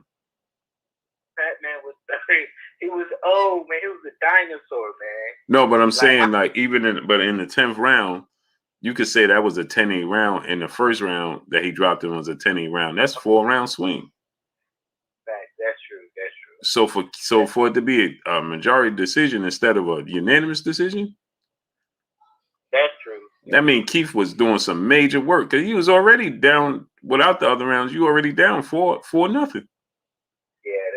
A draw. I mean, Pacquiao win 2 rounds. Yeah, that's a draw. You know what I'm saying? But I don't think he got it. This is my opinion. I don't think he got it because his wins were when you watch the fight. Danny Garcia, that was a close fight. Porter, that was a close fight. And those guys' skill level, they aren't top notch. They're great boxers, but we're talking about technical boxing. They aren't that top notch. So yeah, I agree with you, and that's why I said he for sure had the skill advantage over both of them. You know, and the only reason that Danny Garcia fight was as close as it was because he let off the gas in the second half. And that's one of the things about him. His attrition has always been in question. Like he got hurt by body shots by Carrazzo? Yeah, Luis Collazo. Yeah, like he shouldn't be hurt, right? So now you saying he's older, and now he's gonna stay at 47. It's gonna be rough for him against those young guys. It just is. Oh, I agree. Oh, Keith Thurman, I think he could beat Virgil Ortiz because Virgil Ortiz showed us he struggled with boxers, movers, and he was hurt against, he was struggling with Hooker. And look at the Maurice Hooker fight. Now he won, but look at the fight closely. You know what I mean? Look at the fight with him and Ugas Kavalauskas. You know what I mean? He was about to get knocked out. So he definitely, Keith Thurman could beat him. Got faster feet, better pure boxer. I think it'll look a lot like when he fought Danny Garcia. But he's 6 years older now too. So, and then one thing is underrated about I didn't think about that. That's true. Virgil Ortiz's left hook to the body is deadly, man. That's what slowed Hooker down. Like Hooker, he was jabbing and moving, but once he started landing that left hook to the body, oh my goodness. Maurice, no problem to that. But I'm gonna go, man. I want to hold up your time, man. I appreciate you, great brother. Doing, man. Stay motivated. Yes, sir. Michael James 616, what's going on? Neckbone brother in super chat, dropping that dub on your boy Blue in super chat. He said tonight's show is on fleek. Salute to you, great brother. Appreciate you. My brother Neckbone dropping that dub on your boy Blue. Dub_ right side brother in the super chat. He said salute to the family that's been hit by C-19. Hold on. Call from. Hold on 1 second, okay, great brother, and turn me down in the back. Hold on 1 second, okay? Okay. Dub_ right side brother in super chat. He said salute to the family that's been hit by the. He said and other health issues. Glad to see many getting better and those still fighting. Stay strong. Yes, sir. Appreciate you, great brother. Dub_ right side. He said praying for those nights. Yeah, autocorrect. I was reading that and I saw it. Salute to my brother Corey Lee Boston. Go subscribe to brother Corey Lee Boston. Dub_ right side. I thought that's what you meant. King Judah, brother in the super chat, he said, not a Thurman fan, but I call a spade a spade. Put some respect on Thurman name. His jab is good. Resume, and only lost once to a Hall of Famer. Agreed. Okay, True Thought TV. I'm gonna get to you, great brother. What's going on, great brother? Where you calling from? Hey, what's going on, Blue Blood? This is Hawk calling from Maryland, Arthur Hawkins. Arthur Hawkins, my brother from the DMV. Yes, sir. Yes, sir. How you doing today, my brother? Salute, great brother. How you feeling? I'm good. Good to hear you. Good to call in, talk to you for a second, chop it up. That's what's up. Let me see. First, I want to start with the conversation somehow of Terrence Crawford and Floyd Mayweather. You know, I'm an older dude. I'm 52, so I mean, I've seen a lot of boxing in my years. And the thing about Floyd Mayweather was he had levels. The early Floyd, Pretty Boy Floyd, was a knockout artist. Later on, when he got older, he became a person that made everybody miss. Terrence Crawford is actually the same fighter he's always been, a seek and destroy. No knock on Terrence, but he's always been a boxer that starts off orthodox, ends up southpaw, and, you know, works the body, come up top, try to take his opponent out, but he takes a lot of shots. He takes a serious punches sometimes. And so he's been that same fighter from then till now. He has never really changed or showed different levels of fighting. Not saying he's not one of the best fighters in the world, because he is. But if you watch his whole career, it's been seek and, you know, box early, switch to southpaw, get the person out of there. That's been his career. Now, a fighter like Floyd, he had levels. As he got older, just like this loose hitters out here now, Canelo came up like that when Floyd was at 36. Floyd went in there and at age 36, Canelo couldn't touch him. So, you know, he switched levels. As a matter of fact, I want to bring up something with Errol Spence. Errol Spence has showed levels. He showed that he can box the way he boxed Mikey Garcia. Then he fought Sean Porter a completely different way. And then he fought Danny Garcia using his jab. That was a completely different fight. So that's a fighter showing different levels and different. I know people try to counsel him out as far as Terrence Crawford, but no, Errol Spence shows so many different levels. He can fight so many different ways that I don't think people would pay attention to that. He has that skill of showing levels. So yeah, and I can't wait to see Keith Thurman back in the ring. If we get 80% of what he used to do, we might have a nice show coming up. Yeah, I can't wait, man. I just, I'm just excited for us to get. This is the start of us getting back in the groove with big fights. Yeah. You know, this is kind of it's been kind of a weak January though. You know, we used to have a few good fights in January. Yeah, for the end of December and January, February January has just been inactive. You know what I mean? Yeah, we usually have a lot of fights already lined up, PBC or you know, different ones usually. But hey, hey, we still got Josh to look for. We got Errol Spence. And with that Errol Spence Ugas fight, I think Ugas is I believe if Errol Spence beats Ugas, which I believe he will, I believe that's a harder fight than him fighting John Crawford. Mm-hmm. I don't know why everybody underestimates Ugas, but I believe he's a very dangerous fighter. But I think Errol Spence, like you said, he has different levels. And with that jab and his power, I got Errol. Because he can do different things. He don't have to just slug, and he don't have to go for a knockout. Mm-hmm. He has options. Yeah, he has options. Mm-hmm. But I just want to chop it up with you for a second, Blue Blood. Appreciate you. Oh, and one other thing, I do want to shout out Chance Side, the baddest brand in the land. Yeah, that's my brother right there. Yes, sir. Yes, sir. Salute to you, great brother. All right. Yes, RDB, The Voice. What's going on? DP Rocker, my brother. What's going on? Jay, what's going on? Hold on. Don't listen, people. Don't nobody call in. Let me try to get to my brother, man. True Thoughts. True Thought. Let me get to my brother, True Thought. So hold on 1 second, people. Let me see if I could dial him. Ho. Let me see if I can get to the brother.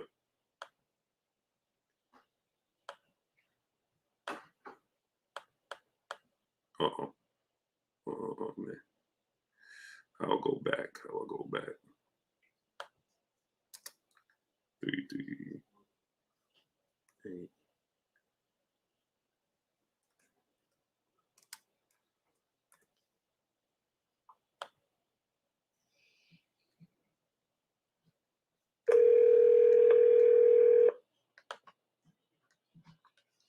Yes, sir. What's good with your great brother?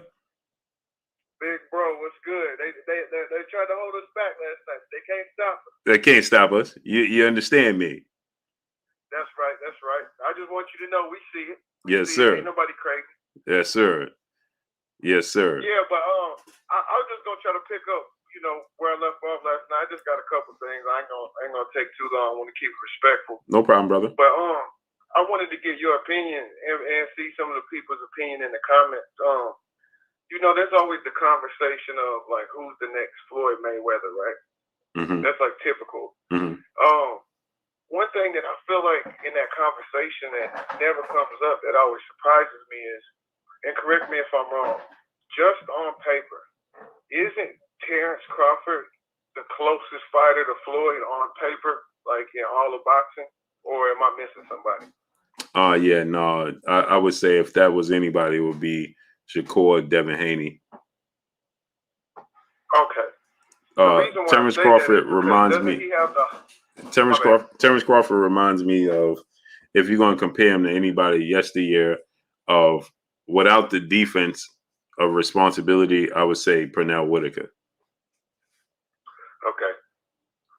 The way he approaches it, Pernell would he go for it. Pernell was going for it, but right. If you look at Terrence Crawford, his fight when he fought Victor Postal and when he fought Bredis Prescott, those fights put me in the it put me in the mindset of Pernell Whitaker. Not saying he is, you know what I mean, but the closest comparison I would say to Floyd as far as style and skill would be Devin Haney and Shakur Stevenson. Right. I totally agree with you. I guess more so what I was saying is like, there's so many factors that go into that in boxing. It's like no like right or wrong answer, I guess technically. But what I was saying is like, just on paper, isn't he the one, like as the fighters in boxing, doesn't he, out of all the undefeated fighters, doesn't he have like the highest fight count, like Terrence Crawford, like 38-0? Is there any undefeated fighter who has more fights who's still undefeated? Yeah, no, right? I don't think so. No, but I know right. you're a little more. You're a lot more informed than I am. So I wanted to get 38-0. Yeah, he's 38-0, and Spence is 27-0. Yeah, he's the closest. You're right. For sure. Because I just didn't know, you know, I started watching boxing like heavily like 4 years ago. Okay. So I think I'm far enough along that I can say I'm getting into the realm of not being a casual, but I just didn't know if there was another undefeated fighter that I overlooked that has more fights than Terrence Crawford. Oh yeah, they just reminded me of Zurdo. Jay, he said Zurdo Ramirez. He got 42. He 42-0. Yeah. Oh, okay. So Mm-hmm. there's another competitor in that race, I guess. And Zurdo got some big fights that he could accomplish some real big things because he in the light heavyweight division. So he could fight if he could land. But you know, Dimitri Bivol fight seemed like they ain't trying to compete with him. But if he could get Dimitri Bivol fight and Artur Beterbiev, there was some big fights for Zurdo. Right. Mm-hmm. Okay. I got to check him out. Mm-hmm. Just one more thing. So, again, with Terrence Crawford, again, like we know one of the biggest fights to be made in boxing is Terrence versus Spence. Mm-hmm. One thing that also surprises me that I don't hear get talked about is, okay, Spence is 27-0. Terrence is 38-0. That gives him an 11-fight lead. Mm-hmm. Okay, is that massive? No. But I think it goes without saying that a 10-fight lead in any combat sport, especially boxing, is enough to say it's significant. Mm-hmm. Not massive, but significant. So how much do you think that 11-fight lead, experience-wise, is going to play a factor in the fight if it's made between Spence and Crawford? And not only he got 11-fight lead, but he's 3 years older than him too. Right. Because we all know one of the biggest things money can't buy that makes a difference in a fight is experience. So, and you know, how much weight do you think that's going to have in the outcome of the fight? And I'm glad you said that. Natasha Bass, peace and blessings, queen. Ms. Aisha, peace and blessings, queen. And that's, I'm glad you said that, right? Because this is why I explained to people why I decided to go with Errol Spence as the victor in this fight. And the reason why is because although Terrence Crawford has 38 fights to Errol Spence's 27, 11-fight lead, like we just said, right? And he's 3 years older. The level of competition is still favors Errol Spence. So even in a short, I totally agree. right? So even in a shorter period of time, he's experienced being in bigger fights with bigger names with better opposition. So the actual edge and experience goes to Errol Spence. Got you. And so that the level of competition, I think, is definitely noticeably higher. Right. And so that's why I give the edge to Errol Spence, because even now, coming off of one fight in 2.5 years, first of all, 14-month layoff, he fights Danny Garcia.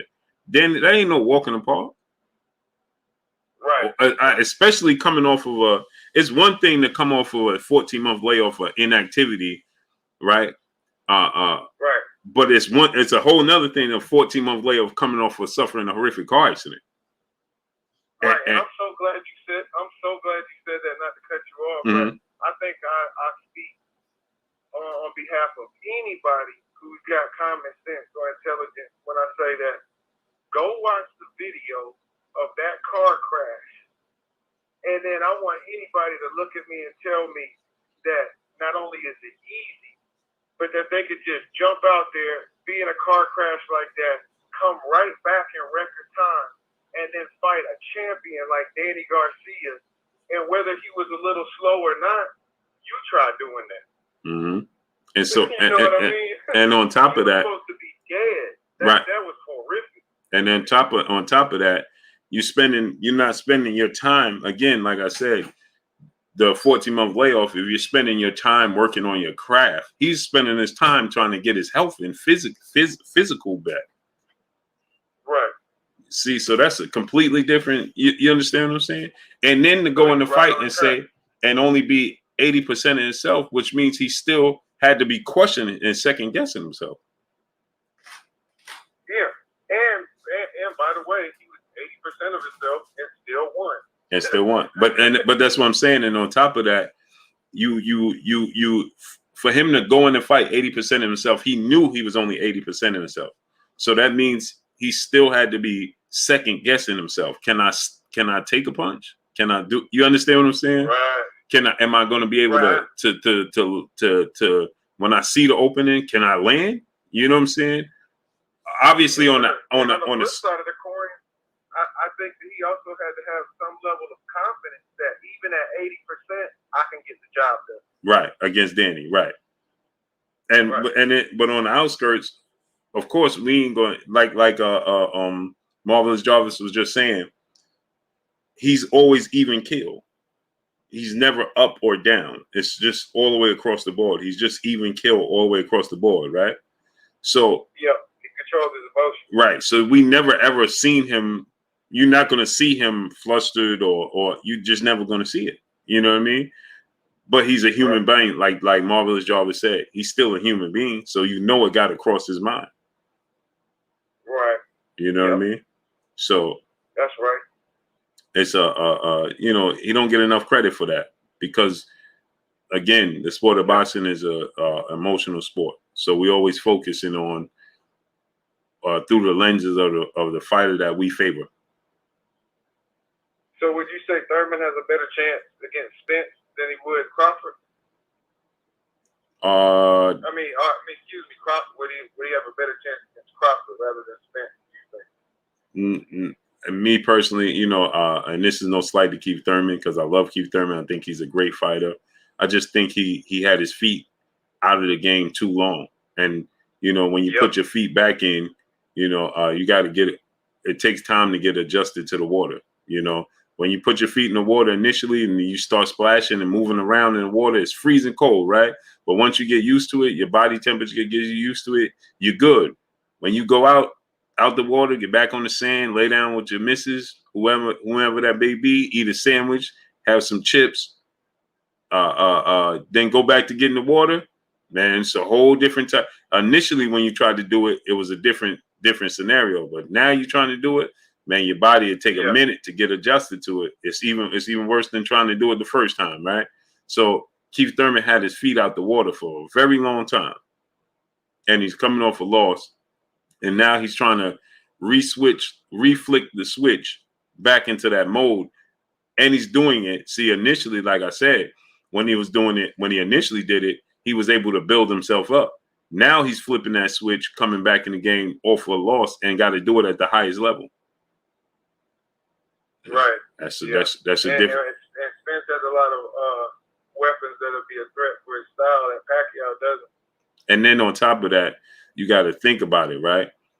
Now, see, Keith Thurman was hungry for Floyd Mayweather and Manny Pacquiao, right? When he first got into it, right? But I don't think Keith Thurman realized that the tide has turned. I don't think he really truly understands that the tide has turned. Yeah. He is time don't wait. Right. So now what happens is he don't realize that they hungry for his name on their resume. That being Terrence Crawford and Errol Spence. You see what I'm saying? And boots in it. They're in a position where they hungry, but they also don't need you necessarily. Right. So now they're in a position where you mess around, both of them, they're gonna want to make a statement out of Keith Thurman, where he just wants to win the fight. See, he don't have the same hunger for them that they have for him. He wants to win. Right. He wants to win and get the belts back and prove that he's still one of the best. And you know, I beat Terrence Crawford, but not the same. He ain't viewing them the way they viewing him. Yeah, and what it hurts you is they got the leverage. You know, he needs that. He needs to fight against them more than they need to fight against him. Right. And so they hungry. And on top of it, they both feel like, bro, you've been avoiding us for quite some time. On top of it, bro, it's a completely right. It's a completely different type of point that they want to prove. And he don't have, see, fighters used to feel that way about Floyd. The problem is they just wasn't skilled enough to do it. Like, I'm sure Canelo felt that way. I'm sure Pacquiao felt that way. You know, Berto, you know, those dudes that fought Floyd, you know, they just couldn't do it. Yeah, 1,000%. Because Canelo was a killer, and then when he got beat, he was too young. Right. It's a whole see, Floyd is on a whole different level, where Keith Thurman has a lot of vulnerabilities that Errol Spence and Terrence Crawford could get to, because they could get to him. They ain't Danny Garcia and Sean Porter. They could get to him. Yeah. So Definitely. Yeah, but I appreciate you, great brother. Yes, sir. I don't want to hold you. I appreciate you. I just want to take the time to say, y'all make sure y'all smash that like button. Y'all make sure y'all smash that sub button. And thank you, King, because I know you didn't have to do this. So thank you for taking the time to reconnect. Oh, for sure. Appreciate you, great brother. And I say if Ryan Garcia gets hit by Tank with that shot that he got hit with in his last fight, it's night-night. Oh, yeah. If he get caught that left hand by Tank that Luke Campbell landed, it's over. Yes, sir. All right. You have a good one, King. All right, brother. Appreciate you. Thanks. Yeah, man.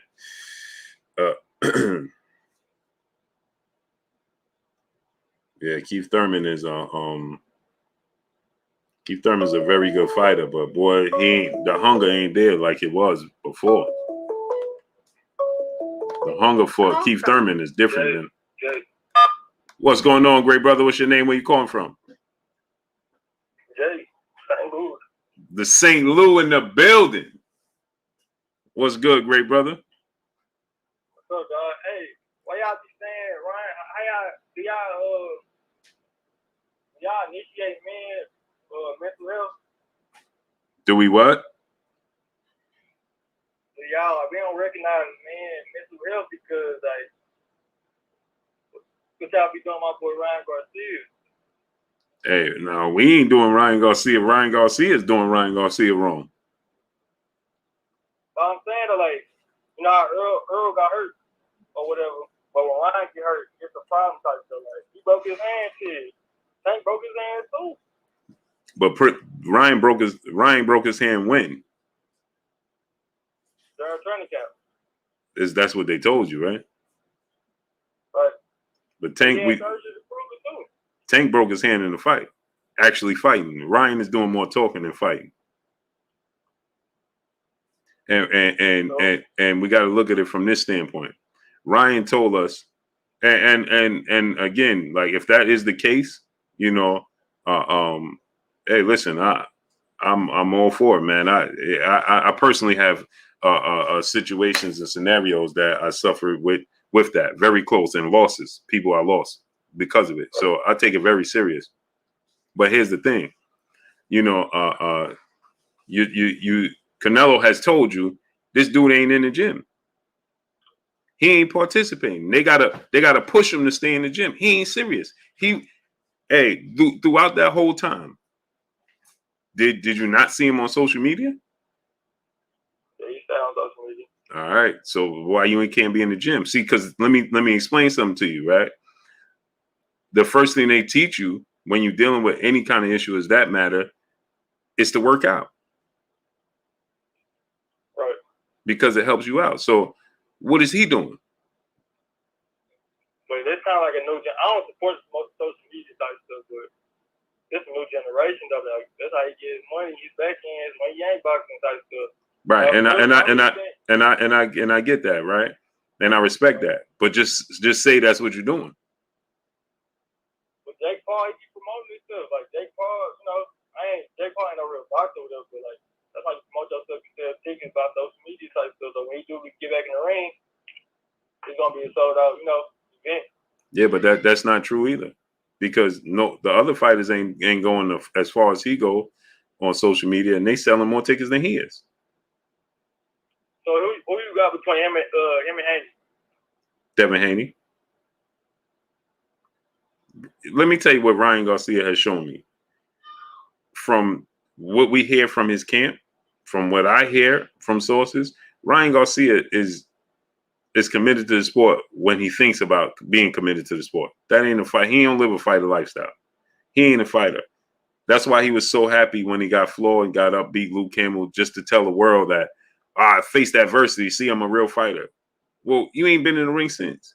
You told us that you was negotiating with Gervonta Tank Davis. Tank is saying he's on board. Floyd is on board, and you know it's trouble. It's hard to get Floyd and Oscar De La Hoya in the same room to agree on anything. But they willing to make the fight. We expecting the fight. Ryan telling the world, we done. Tank said, where's the contract done? We signed the contract. It's going to be done. That's what Ryan told us. Tank, like, well, I ain't see nothing. Ryan tells the world, well, Tank, you need to ask your team this, and that. Come to find out, he wasn't telling the truth. Then he told the world that he had a deal on the table to fight Manny Pacquiao. Come to find out, he wasn't telling the truth. Right. I can't really stand that. Right. Then I just want to see him do good, man. I'm just one of his little fans. I'm at the Bud too. You got Bud at 154 with Charlo though. That's a difficult fight for him, man. I think he could win it. I think Terrence Crawford can beat Jermell Charlo, but I would have to favor Jermell Charlo. IQ ain't gonna help him up. It can. It's just, when you have a great big man and a great little man, 9 times out of 10, the great big man wins. What about what you got? You got Floyd coming back, Yeah, what I'm hearing is it's a strong possibility we could see Floyd in a real fight one more time. Oh, like somebody good, somebody average. I would expect it to be, and this is just my speculation. Nobody told me this. Well, actually, I got some hints that it could possibly be that could possibly happen, but I think it would be Canelo. Y'all think the same thing. I don't think Canelo. This is me. He ain't all this to me. I don't know. He's pretty much gay. If Floyd, obviously, again, like I tell people, he can't unless he can't mimic Canelo Alvarez unless he's facing Canelo Alvarez in sparring, right? You got to try to get as many people in there to mimic what he brings to the table, but it's very, very hard to do, right? So, but if Floyd, because first Canelo's not coming down to 54, and I don't think he even coming down to 60. So, if anything, would have to be a catchweight like 65, something like that. But then Canelo at this stage, is going to be the same thing? Oh, you're trying to make me fight at the catchweight. You made me do that already, so on and so forth. So maybe it have to be at the full 68-pound limit, but I think that Floyd, everything Floyd does is strategic. It's not a coincidence that we know what's going on in sparring with Floyd. That ain't a coincidence. Yeah. But Floyd's skill set, mindset, Floyd ain't gonna fight.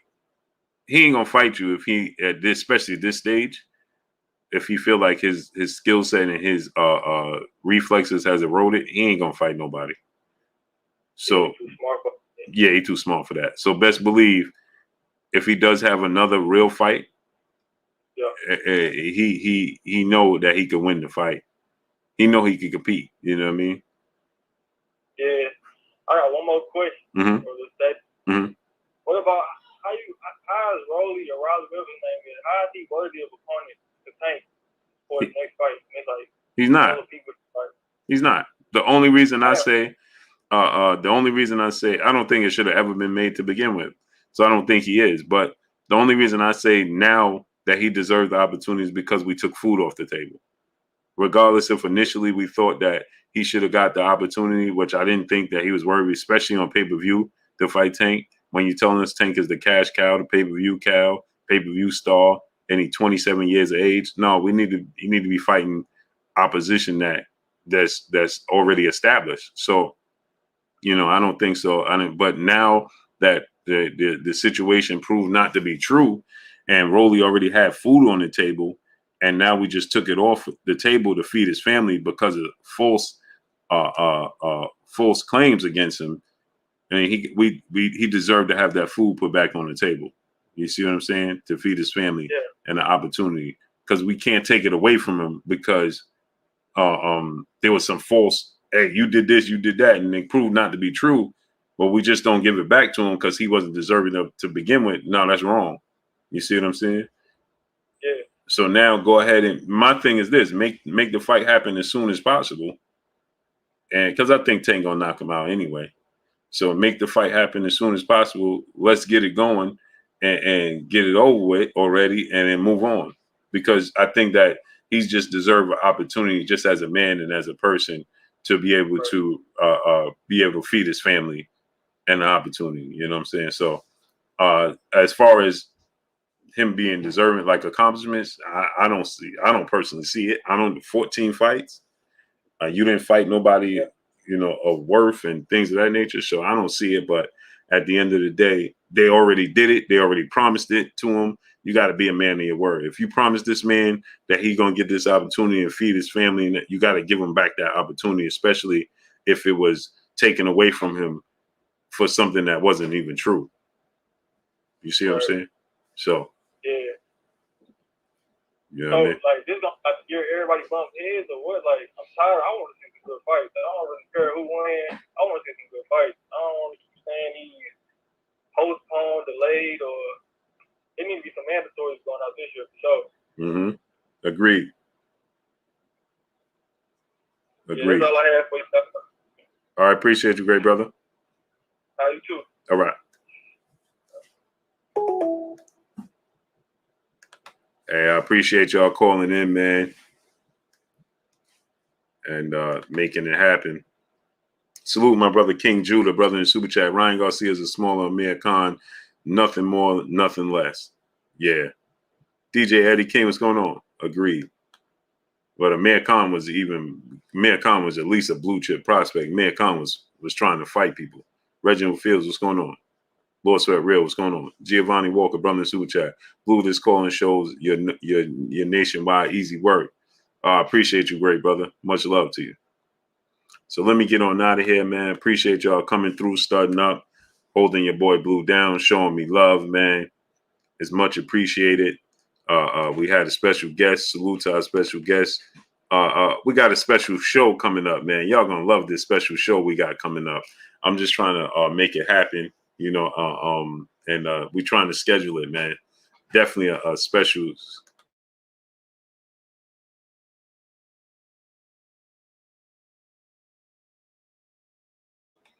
Yeah, man. So we got a special show. Darnell Schaefer, what's going on, great brother? We got a special show I'm trying to put together. Hopefully it comes to fruition, man. Y'all gonna enjoy it. This one is gonna be epic. Epic. So hopefully it comes to fruition. I'm trying to make it happen for Thursday. So let's see how everything unfolds and plays out. But let me get on out of here. I appreciate y'all starting up, showing your boy Blue love, man. Y'all already know what it is. It's your boy Blue, Blue Blood Sports TV. Hate, like, comment, and subscribe. If you haven't subscribed, hit the subscribe button.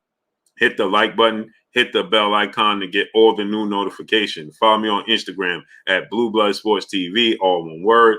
Y'all already know what it is. Shout out to the entire LDBC. Shout out to New Media. Shout out to Black Media Row. Make sure you like and share the videos. That's all I got for y'all. Peace.